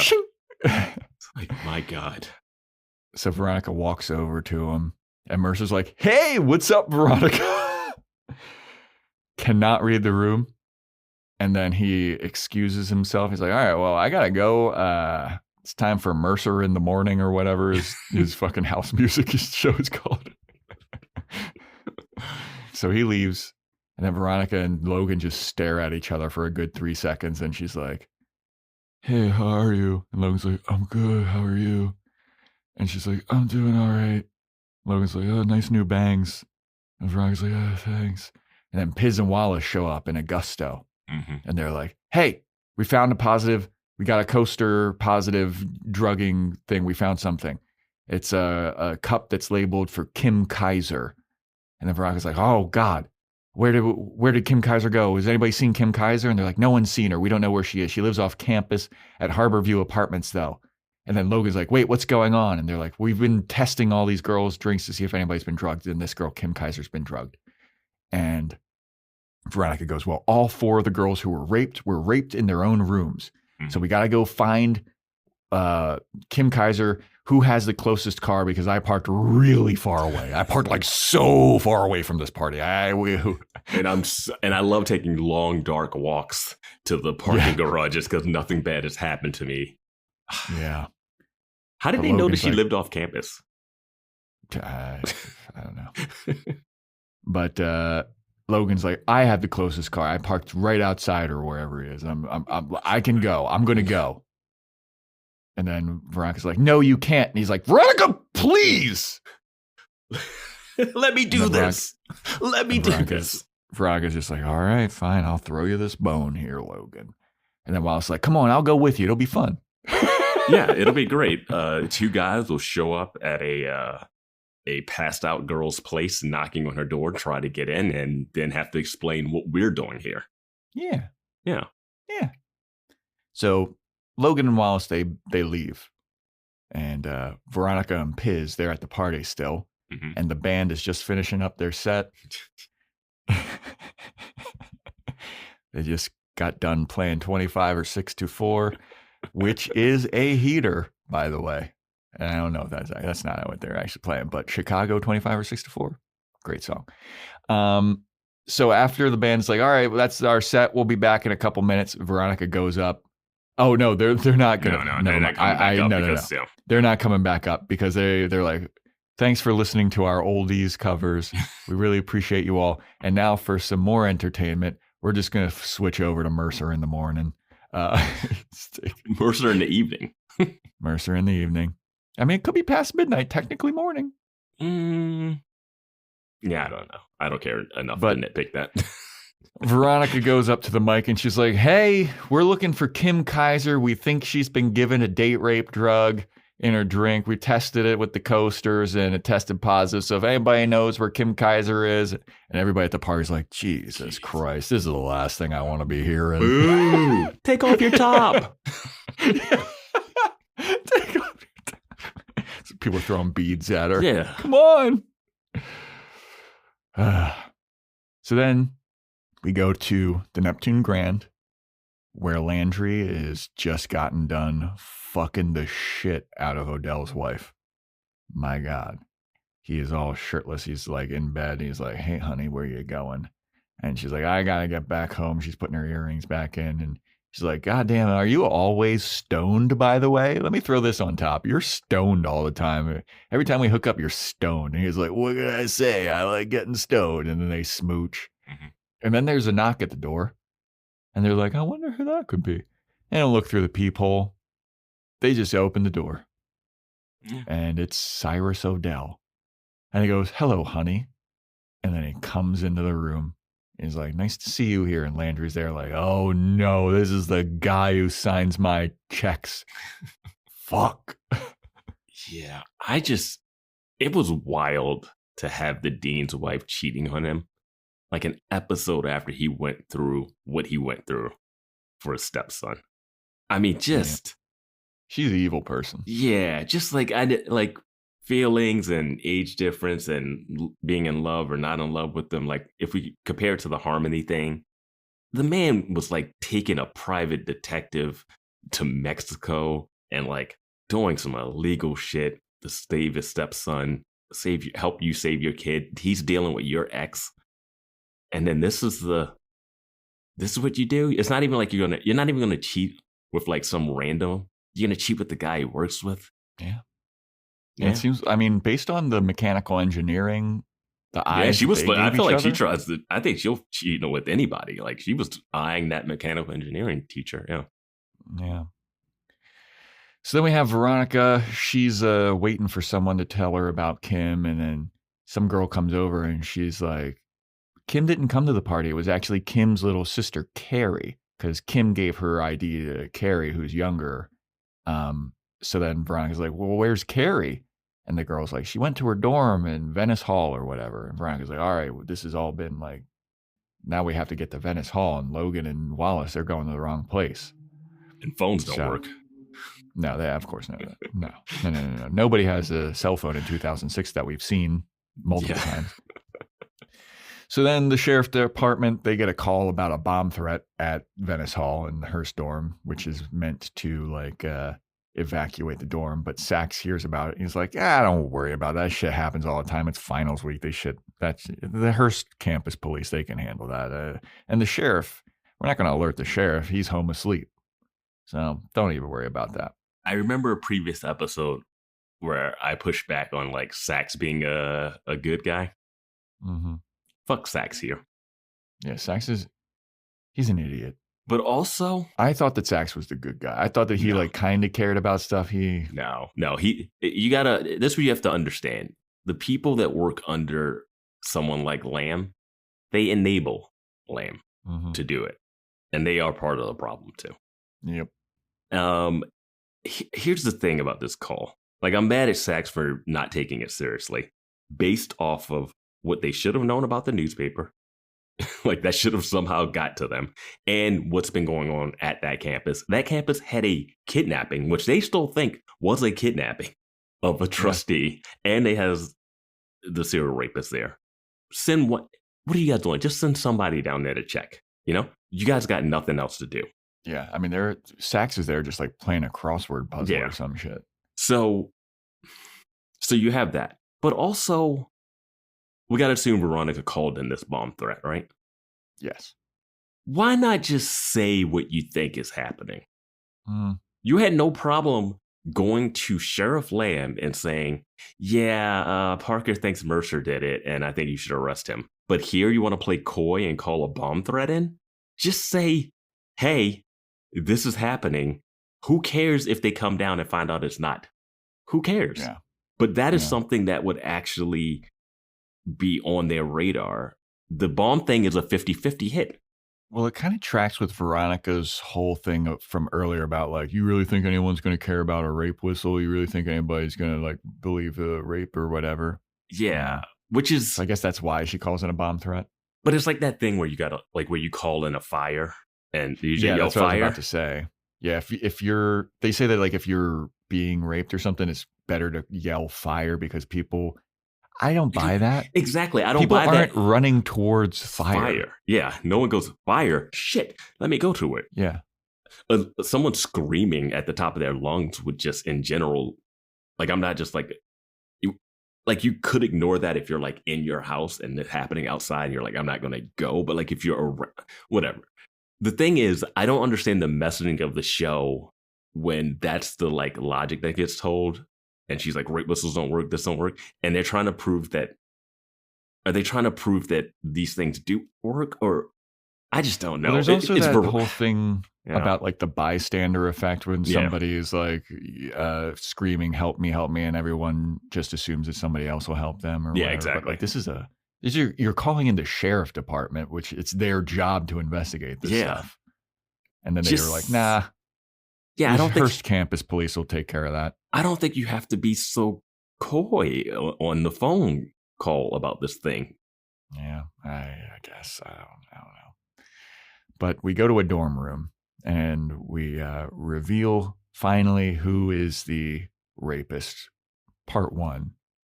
Well, because we have to mention that. Did we mention that at the party, Veronica notices that the call-in show is being played? Yeah. But it's not like that Mercer's not there or something. Yeah. So we have Mercer and he's in the dorm and he's talking to this passed out girl. He's doing his American Psycho thing. He's doing like, bad guy monologuing. Yeah. To a passed out girl. And he's just like, look at all these unicorns. This is so crazy. Turns up his techno music. He's like, the best thing about techno music, like Huey Lewis in the News, starts getting undressed. And he's like, it's unfortunate that when you wake up to after all this is done, all you're going to know is that your head's been shaved and that you've been raped. But I just want you to know that it's going to be good. It's going to be good for everybody. It would have been good for you, but I have no patience I just can't listen to, I could have had sex with you consensually, but I would have had to listen to you yap and blab about unicorns for like an hour. And I don't want to waste an hour of my life listening to you talk. And then he pulls out his clippers and he starts buzzing it. And then he hears a noise in the closet and he's like, what the hell is that? Goes over to the closet, checks it out, and it's the girl that he had drugged. Mm-hmm. And he's like, well, if she's there, who have I been talking to that's been hidden under the covers all this time? It's Veronica. Veronica bursts out of the bed. She runs over to Mercer and she tases him with her taser. And then he's like, zapped. She tries to run away. Mercer grabs her, pulls her to the ground. Veronica slashes his face with her nails. And he's like, you bitch, you ruined my face. This is the moneymaker. This is all I have. And then he punches her. Mm-hmm. Then Veronica grabs a unicorn toy and stabs him with the unicorn toy. Mm-hmm. I thought it was in the stomach. Apparently it's in the leg. Yeah, it was in the leg. Yeah. So she stabs him. He's like, fuck my leg. She runs out of the dorm and she runs to Wallace and Piz's dorm, which to me makes absolutely no sense. This is from the opening scene that we get. We see her running, and it's that like her running is so funny. Like she's looking back and in slow motion, she's doing the like flash, like her arms are moving. A couple things I want to say though before we continue. Yes. I want to bring up one of my things that I teased. Veronica has way too much faith in her taser for no good reason. For some reason, she thinks that she's going to hide in this bed, tase the guy, and he's going to collapse like Mayor Goodman.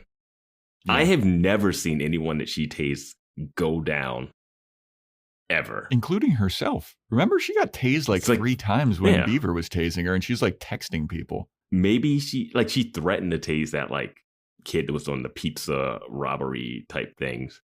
Mm-hmm. But I don't know why she thinks I got him. Why I'm going to put myself in the room with no one knowing where I am. Didn't send a text out. Didn't send anything to tell people where I'm at. 2, we see how Mercer does this. He's just turned the music up, grabbed some clippers. Ain't no way Mercer's not leaving DNA evidence everywhere. He's got no gloves on. Yep. His hair, DNA, everything. He's not wearing like a shower cap or anything. Nothing. Like, he's just there. Why does he shave their head? I have no fucking idea. That was my big thing. Like, what is that? What is that? I have no idea why he's. What part I of guess the ritual I don't know. Maybe he's just a creep. Maybe he's making a voodoo doll of all these girls. I have no fucking idea why he's shaving their heads. And another thing that I've wrote in my note, besides that this is a dumb plan by Veronica, is that Weevil is someone that she can call. Yes. Like, Weevil is on. Why is Weevil not? She doesn't even need to fucking be in the bed. No. She can just get a gang of people to come with her, bang on the door, and prevent this. But she has to do this slick shit. She plays she's on Little Red Riding Hood. She literally takes the girl out of bed, drags her, puts her in a closet, and then hides in the bed herself because Veronica just has to know the truth. Don't put yourself in the lion's den. You could yourself be in the closet. Like, what are the odds that Mercer doesn't unfold this blanket before all this? Like, how sure of you that he's just going to like let this person be under the covers this whole time while he's monologuing? And then you're just going to be like, oh, my taser will get me out of here. The plan was to tase him and then run away. What is that plan? Terrible plan. You're better off going in there and taking a photo of him like you did with the secret organization at the high school. Yeah, the Tritons. Yeah.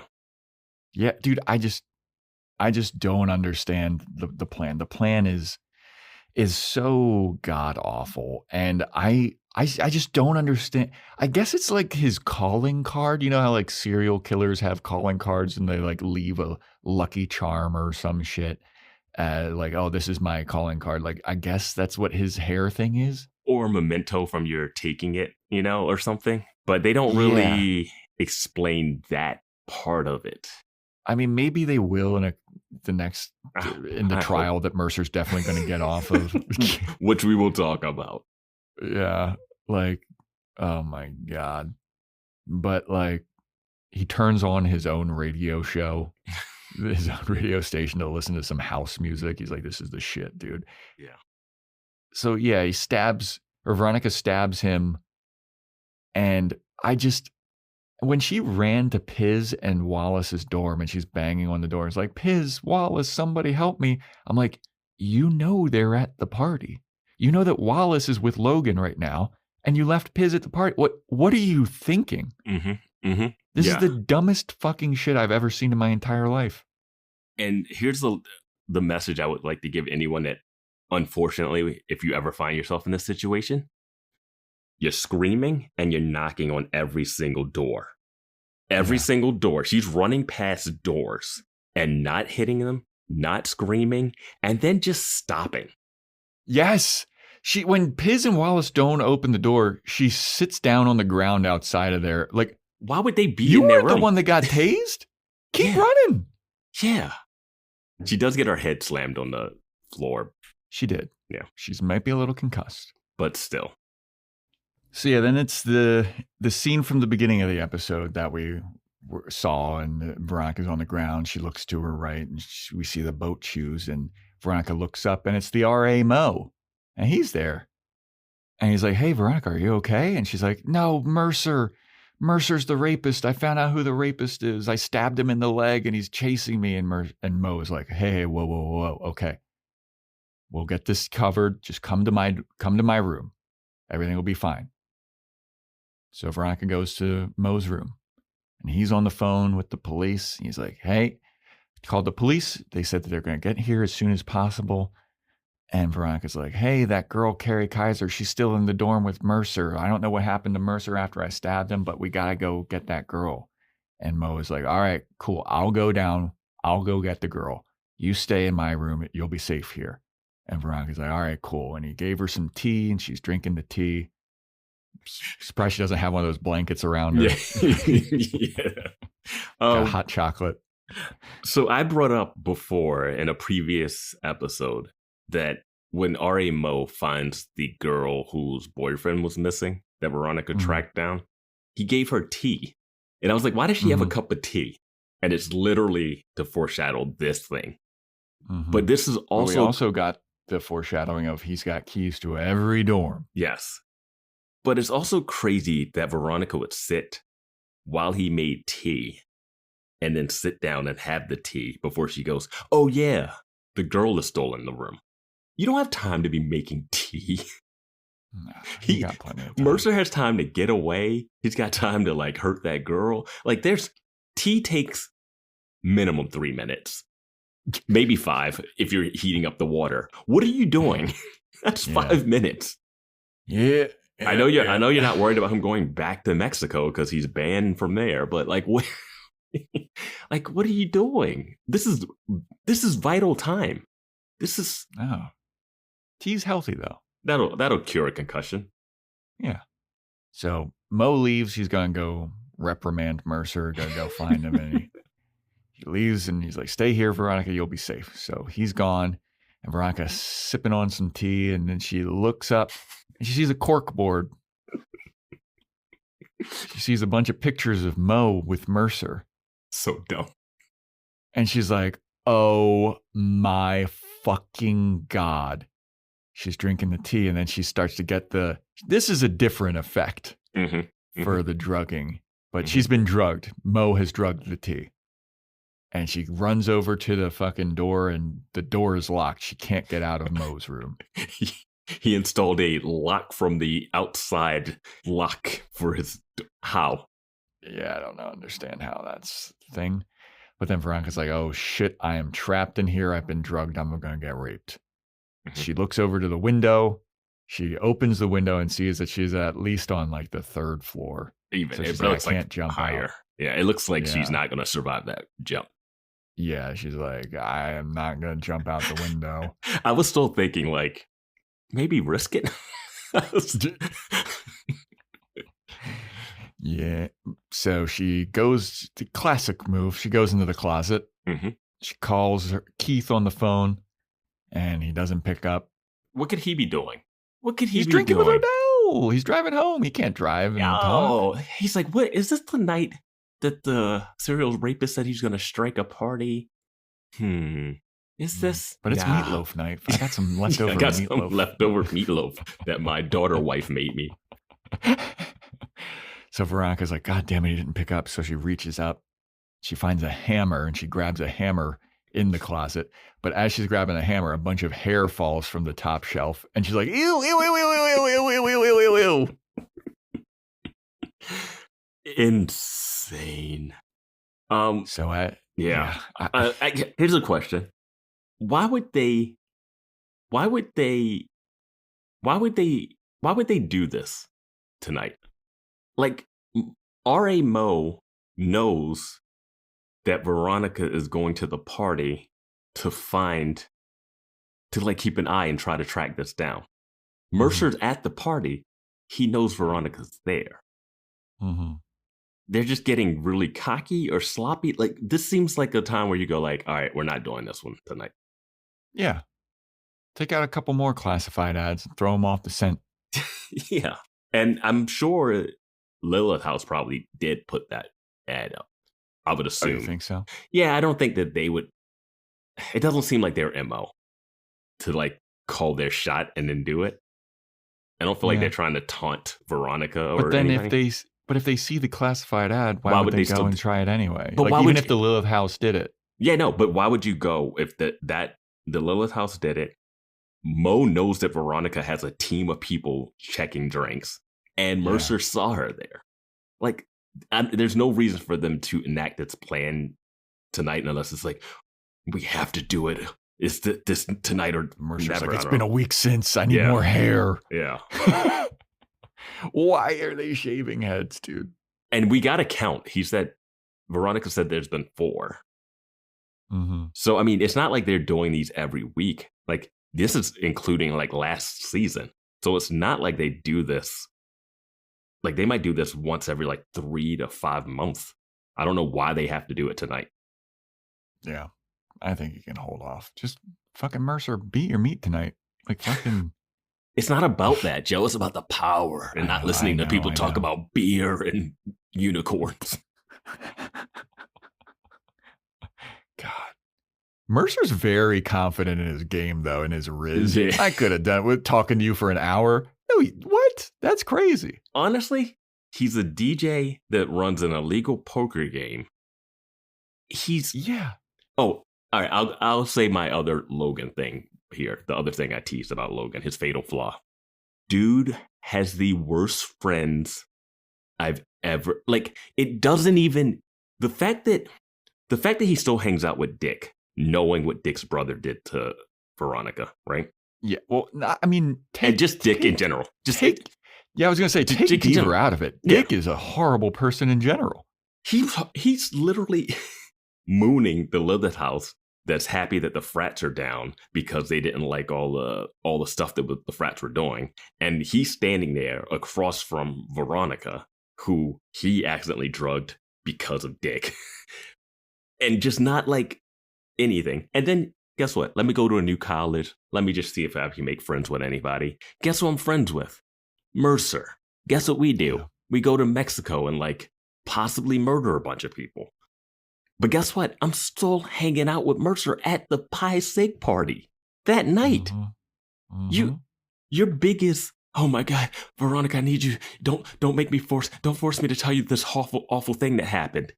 You're still hanging out with Mercer after that. Yep. You didn't distance yourself from that at all. You are the worst. It's not even like a bad judge of character. It's just like you are just bad at. Yeah. That's the fatal flaw. And you're still hanging out with Dick.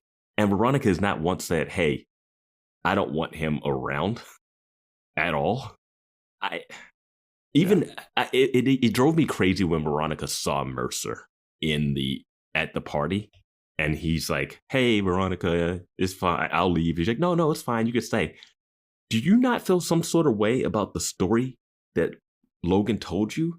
He was afraid he didn't want to tell you this story because he said it was so damning. But her reaction to that story was nothing. Well, I mean, it's because Logan talked her up to Mercer. If I was a girl, I'd want Logan to be my boyfriend.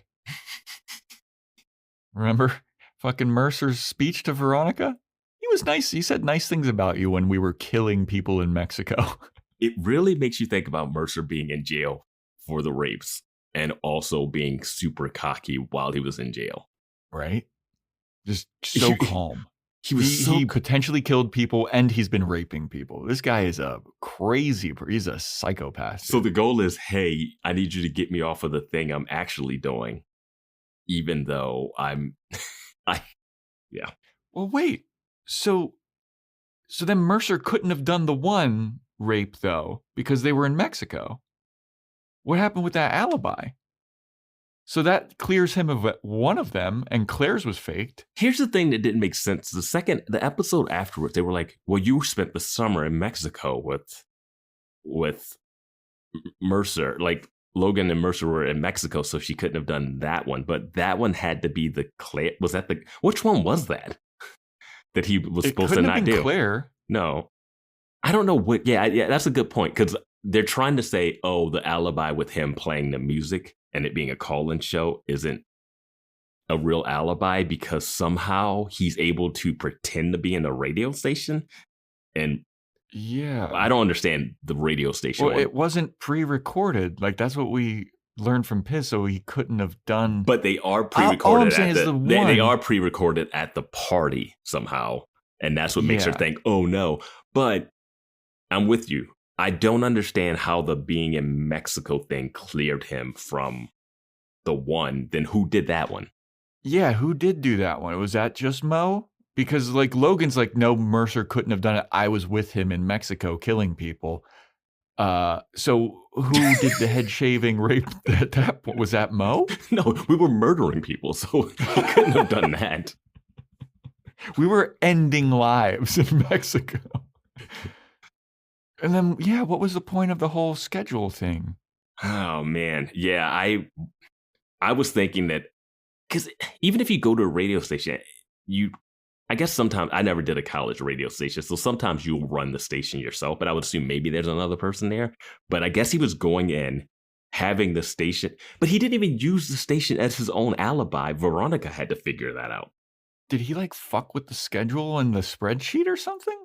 I was confused that he wouldn't know what he had done, but it seems like, but again, the radio thing we'll think about, but the being in Mexico when something happened, was that one of the ones that the Lilith house faked?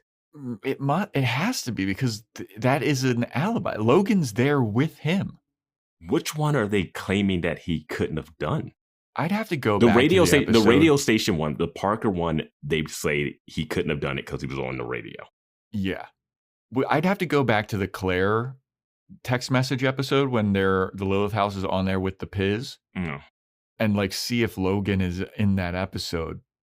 But the Mexico story doesn't. They also say the Mexico thing happened over the summer, so I don't know which one they're tying it to, because the thing.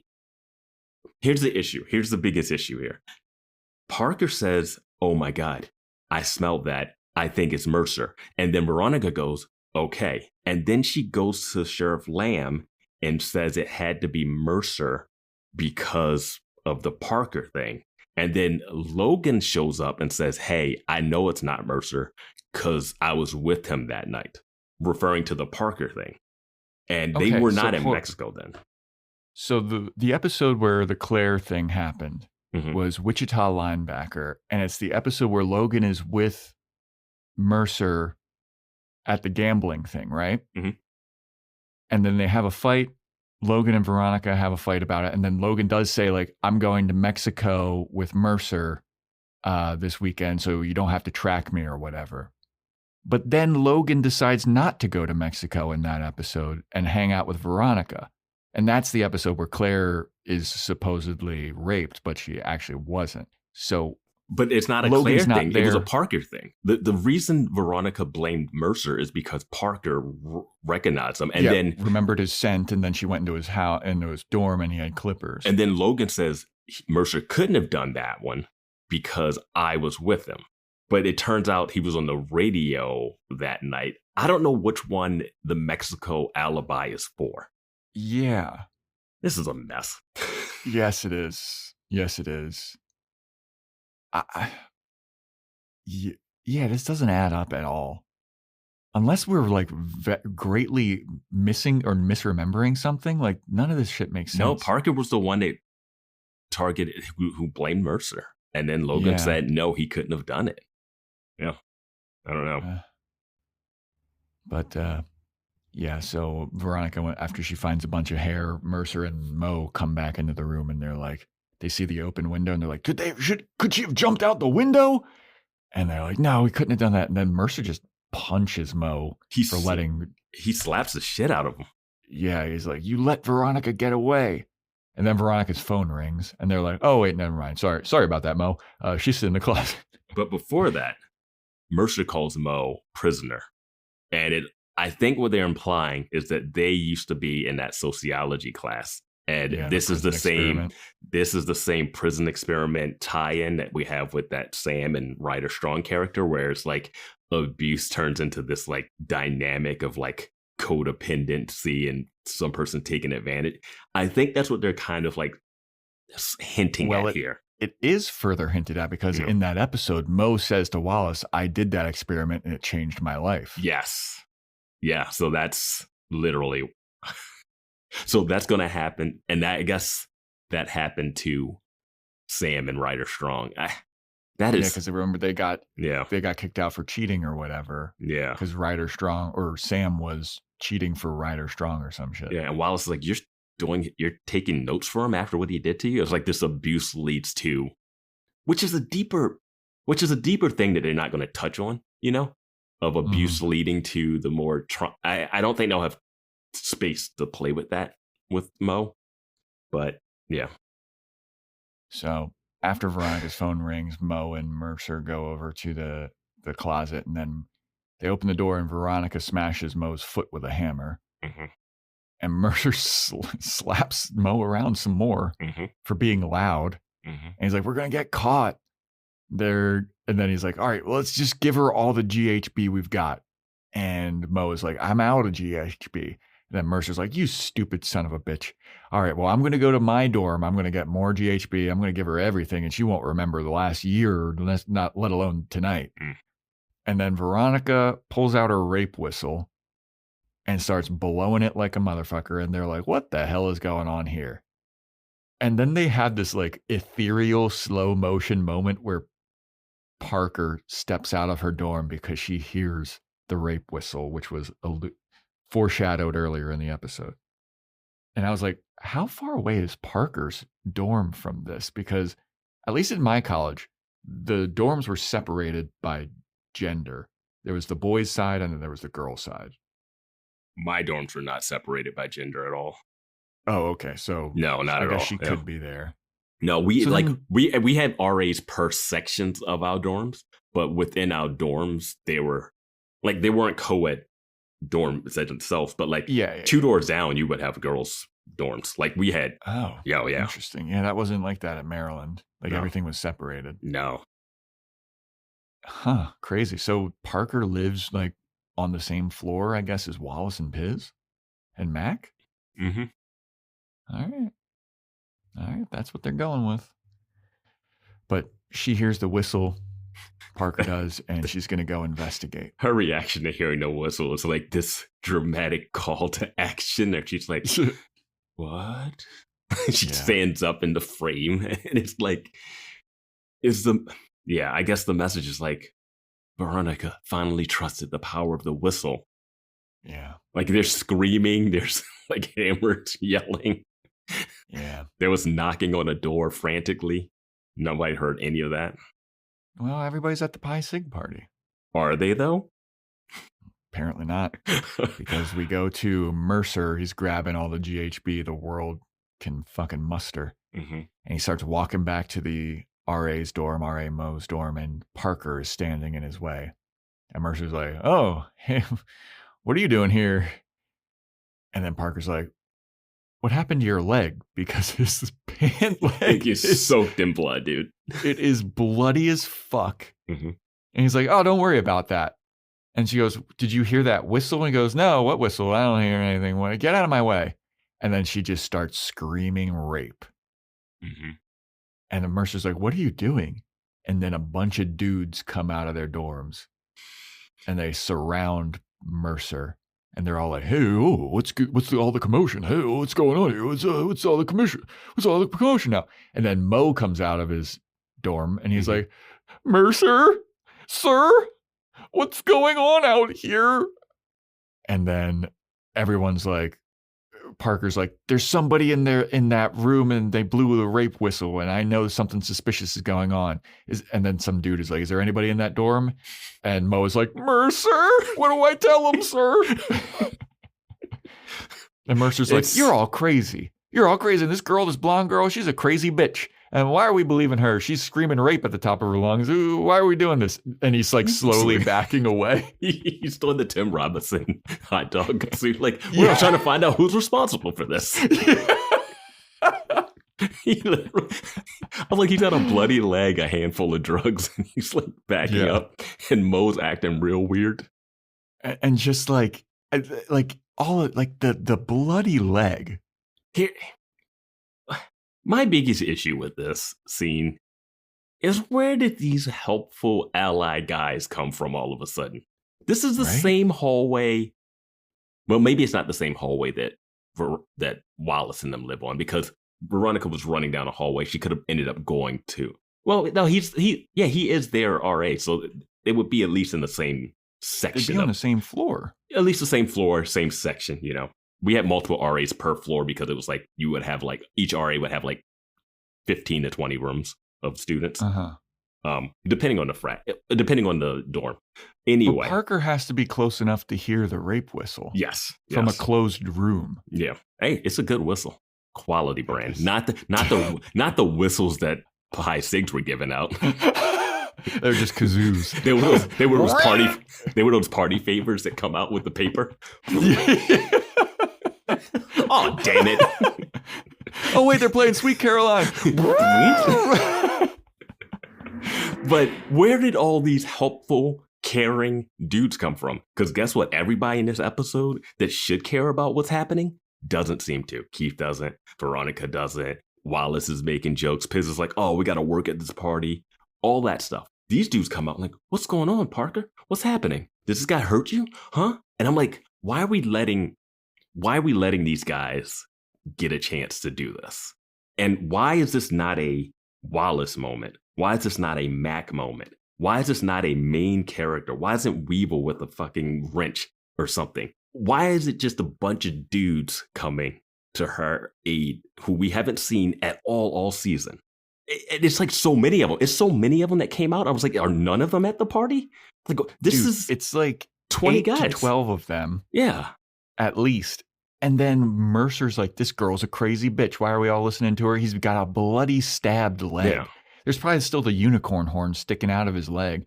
And then they just let him walk away. I'm surprised someone didn't just hem him up. Right? That's what I'm saying. You're talking about like, where are all these helpful dudes? I'm like, are they helpful? They fucking... Well, I haven't seen them at all. I mean, Veronica's running around knocking. Like, if all these guys are in the dorm, if she knocked on any of the doors, maybe someone comes out. Yeah, but after Mercer gets away, Parker's like, get out of here. There's somebody in your room. And she goes into Mo's room and they find Veronica on the ground. And Parker's like, Veronica, are you okay, Veronica? Mm-hmm. And it's just like, none of the dudes pushed in there to help. Like, I mean, I think you see one of them behind Parker in the door frame. It's fine. But Veronica's been saved by the rape whistle, which is great. Yeah. So then we go over to Cyrus O'Dell. He's asleep in his office still. He must have went back to his office after the Neptune Grand adventure that he went on. He's driving drunk. Do you think he's drunk? Yeah, he's Yeah, he's drinking that driving swell. Around drunk. Yeah. He wakes up to a bunch of people egging his window. Mm-hmm. And he's like, God damn it, these feminist assholes egging my window. They don't know the strife I've been through tonight. I have a personal life. Yeah. And then someone shows up to his office. It's a mysterious, shadowy figure. And then Odell goes, what are you doing here? I hated this trope. Soon as this is soap opera classic. Like, who shot JR? Like, stuff. You know what I would like? And they've done this way too many times. I would like to, right here, know who the killer is. Mm-hmm. And then see the cat and mouse of the killer and Veronica. The killer trying to get away from Veronica. Like and a Veronica trying thing. to figure it out. Yeah, spoiler alert, the dean is going to be dead in the next scene. Spoiler alert. Yeah. Because, but I feel like from the shadow, you could see that they're wearing a hat. And I was like, is this fucking Clarence Weedman again? I didn't even try to predict anything because, they'll change it all up. Like we just tried to figure out the Mercer-ness of this all. Yeah. We all know it's foil. This is a black flag operation or whatever they call it. Fake flag, false flag. It's still foil. I know everything. I've been with new girls too. I've been with new girls. I've been fucking chicks too. I hate you. What a dork. I can't wait for Foyle and Veronica to start dating. Oh my God, that'd be awful. God. Two perfect hairdos together. So then we go to the sheriff's department and Keith is yelling at Sax about like not following procedure for bomb threats. He's like, you didn't take it seriously. And I'm taking Veronica home. And he's like, well, Sheriff Lamb is on his way and he wanted to talk to Veronica though. And he's like, I don't give a fuck about Sheriff Lamb. And then Veronica goes, hey, Keith, I called you from Mo's phone. Or I have Mo's phone number. Well, she called it from Mercer's phone, and I know he doesn't track. He's not going to be smart enough to turn off the phone or get rid of it. Location services, yeah. So she's like, so you can track him now. So then we see Mercer and Mo. They're on the run. They're in like, I guess, a hotel room or something. I don't know. Yeah. And Mo is pulling the unicorn horn out of Mercer's legs, and Mercer's like, ah! And then Keith Mars kicks down the door, guns ablazing. He's got his gun pointed, and he's like, show's over, boys. I'm bringing you back to Neptune with me. Would you have been shocked and or pissed if he just burst the door open and shot both of them? I wouldn't have been pissed. Yeah. I would have been pissed. Yep, this is my unfunny bit that I keep bringing back, everybody. I'm so sorry, but I don't know. I love it. Poor Piz and Max still standing at that Pi Sig party. Still dipping coasters in the drinks. Piz is out of coaster material. He's like, I don't got any more. I can't test anybody. I am so mad that this is what Mac was brought back for. She does nothing in this. I'm happy she got a paycheck for this episode, but she does absolutely nothing. I looked into this, why she was missing. She was filming Big Love. I didn't know she was in that. Yeah, apparently she was in Big Love. That's why she was gone. All right, fair. But yeah, so Keith's going to take Mercer and Mo back to Neptune. They're under arrest. So then we have Veronica. She's like telling Piz, Wallace, and Mac, like, hey, this is how it all went down. Mo was the setup man, and he dosed the victims, and he would call Mercer, and give him the master keys into their dorms, and then they would be in their dorms, and Mercer would do the deed. He would shave their heads and rape them. And Mo was the one that shaved Veronica's head in the parking lot as like a warning. They weren't really going to do anything to Veronica, but they wanted to like get her off of the case. Yeah, she says, I don't think Mo was going to rape me. He was just trying to send a warning, which again, it makes me think like, so Mo didn't do the thing when they were in Mexico that Logan swore that Mercer couldn't have done because he was out of, I guess it's just like, I don't know. It must be like this was another one that the Lilith faked. I don't know, whatever. Maybe. But then somebody asks, so what did the Pi Sigs, how are the Pi Sigs connected to this? And Veronica's like, here's the thing. Pi Sigs had nothing to do with any of this. I mean, I literally proved that one time. Yeah. I'll just go around screaming rape in their faces a bunch of times still. They didn't have anything to do with it. She might as well. They seem to also not care that it's happening. True. So fuck them. Like they might not have been the ones doing it, but they're still like setting a stage where it can happen. They're like, here's some open beverages and stuff for you guys to. It's a feeding ground for this to happen. I just, yeah. So then Mac asks, so have you talked to Logan about any of this yet? Come on, Mac. Why you give a shit about Logan right here? Yeah, but that's just a nice little cuts. So if you talk to Logan about any of this, cut to 2 cops eating at a diner. Mm-hmm. And then in the background, through the window, you just see Logan walk up to their cop car with a baseball bat, start smashing their window. And then the cops see it happening. They're like, oh, what the fuck? And then they get up and they run out there to stop Logan. Mm-hmm. And then we cut to Mo and Mercer in jail. And then the cops bring Logan into the jail cell with them. And this was all part of Logan's plan to get into jail so he can enact some revenge on Mercer and Mo, and he's going to beat their asses. You see him like, he's like twiddling his fingers, like getting them into a fist, like, oh shit, it's going down now. And Mo and Mercer turn and see Logan, and they're like, oh shit. Mercer's face is more like, oh boy. Yeah. he doesn't care about shit. Mercer's a sociopath. My note says, I'm just going to read this. Yes, Logan. Ruin another open and shut case. Yep. And what in the white privilege is him baseball batting a cop car so that he can get in jail? This is just someone being like, yeah, this will put me in jail and I'll get off of this. This was fine. Yeah. There are so many random things he could have done to get in. He could have done what Keith did and just like pay one of the crooked cops to let him into the cell and beat him up. Right. But for him to do that, just knowing that he's going to go in there, beat up these guys, which honestly, I think if Mercer didn't have his leg damaged, I think he'd have a little bit of a issue trying to fight 2 people.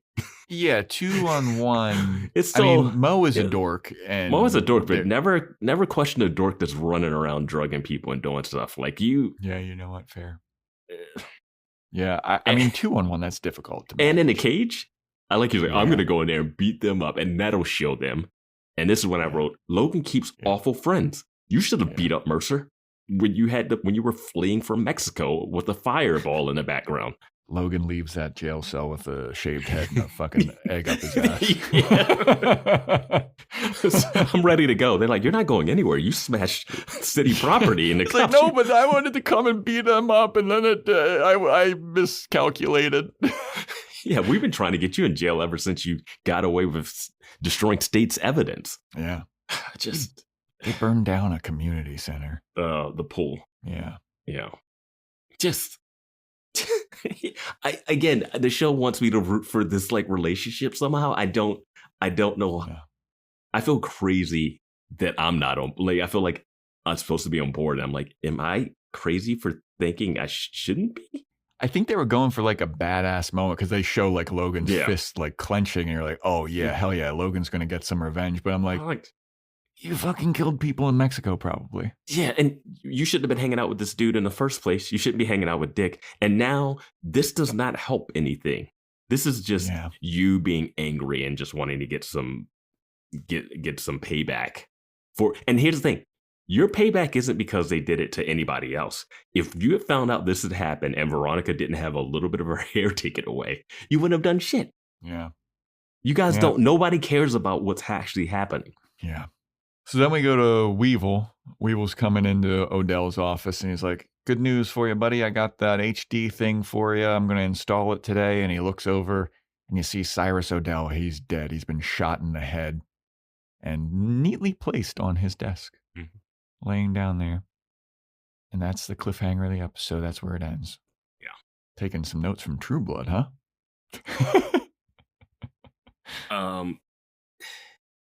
Yeah, I was wondering the fact that they wrapped up the Hearst serial rapist case, hopefully. I don't think they did. I left this episode being like, yeah, okay, at least that part's over. We're on to a murder now, which I was like, okay.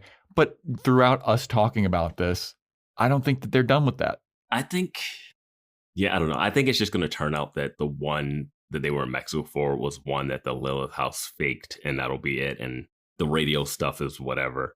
I just hate that Logan is so adamant about that he couldn't have done it because he was there that one time. I don't know. But now it's the Dean case, and I'm just like, all right, I guess that's fine. I will say this. I stated last season when they didn't solve this case the first time that I don't care if they wrap this case up this season. It's a little too late. Because they didn't seem to care about it. She just walked away from campus like, hey, Troy didn't do it. La, la, la, la, la, back to school.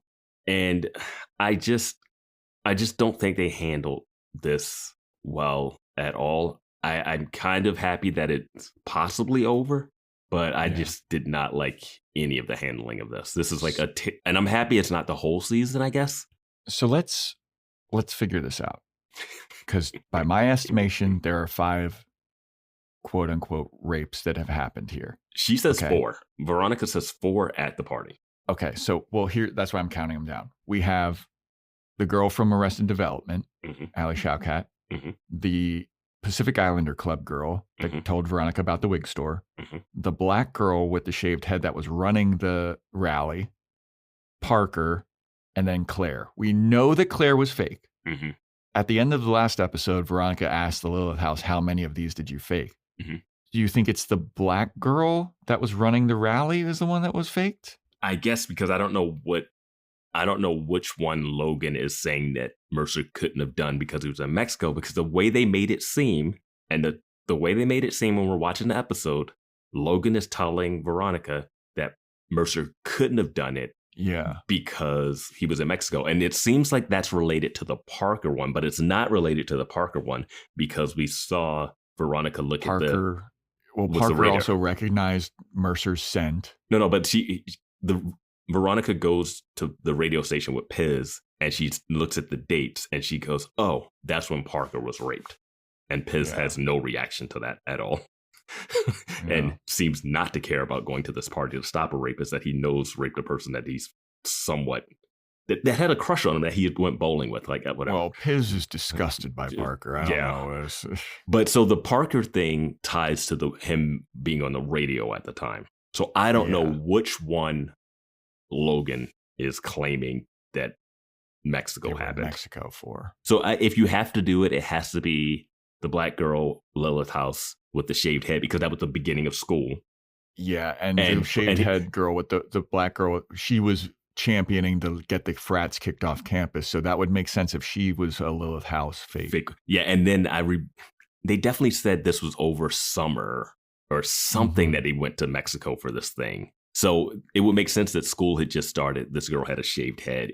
It couldn't have been her. That's what I'm thinking that they're doing. Because the way the girls in the Lilith house looked, like when they look at Claire, they're like, how many of these have you guys faked? And they look down like, yeah, we faked more than one. You know what I mean? Yeah. So I guess I'm thinking it's the black girl and Claire. Yeah. So I think that's the one that covers up, and that's the one that Logan's like, he couldn't have done it because of this. Because he was in Mexico. But then the radio station stuff was an alibi. Yeah, that doesn't add up. But it seems like Mercer knows. Mercer knows that the radio station is his alibi. I think he used it as an alibi, but he did not use it as an alibi when he was being charged. But Piz says like it couldn't have been. It's a call-in show. He couldn't have pre-recorded it because it's a call-in show. Yeah, but then at this party, we find out is it a call-in show happening at this frat party? Because Veronica has a look on her face when Mercer's show starts where she's like, this doesn't sound right. It seems like it's recorded or something. I don't know. You think Piz is on it? You think Piz is in on it too? I mean, it would make sense why he doesn't want to be around Parker. His really visceral hatred of Parker is so bizarre to me. They're just flippant treatment of like what they're actually there to do. Even Mac is like, you would think Mac would even be more like... Mac is just standing there drinking Fanta or whatever the fuck. Yeah. She's not testing anybody. She uses her whole coaster on herself after the guy puts the drink in. I did like that Wallace was like chipping a part of it off so he could dip, and they started doing that. Yeah, man. Anyway. This is something. Yeah, that's spitting eggs, everybody. Thanks for sticking around for 2.5 hours of this. God. Yeah. What, you got anything else to say about spitting eggs? No. Next episode is titled Show Me the Monkey.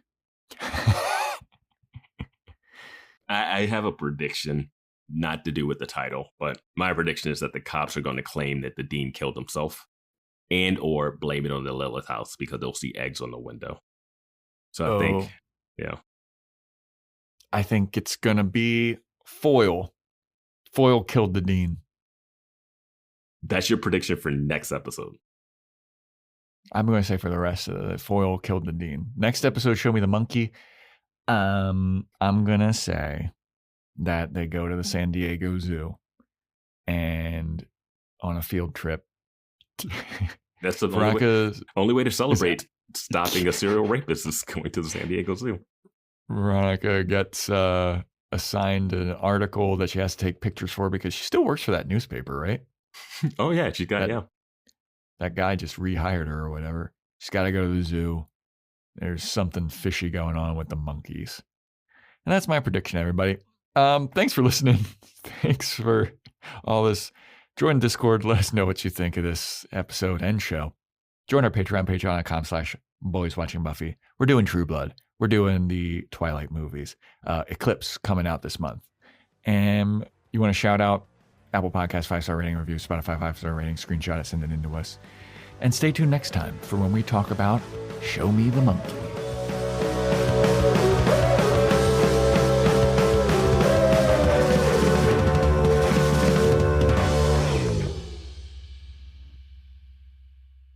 Will they let me in? I think all the glitter has come off my porn star tube top. Seltzer Kings. Podcasts.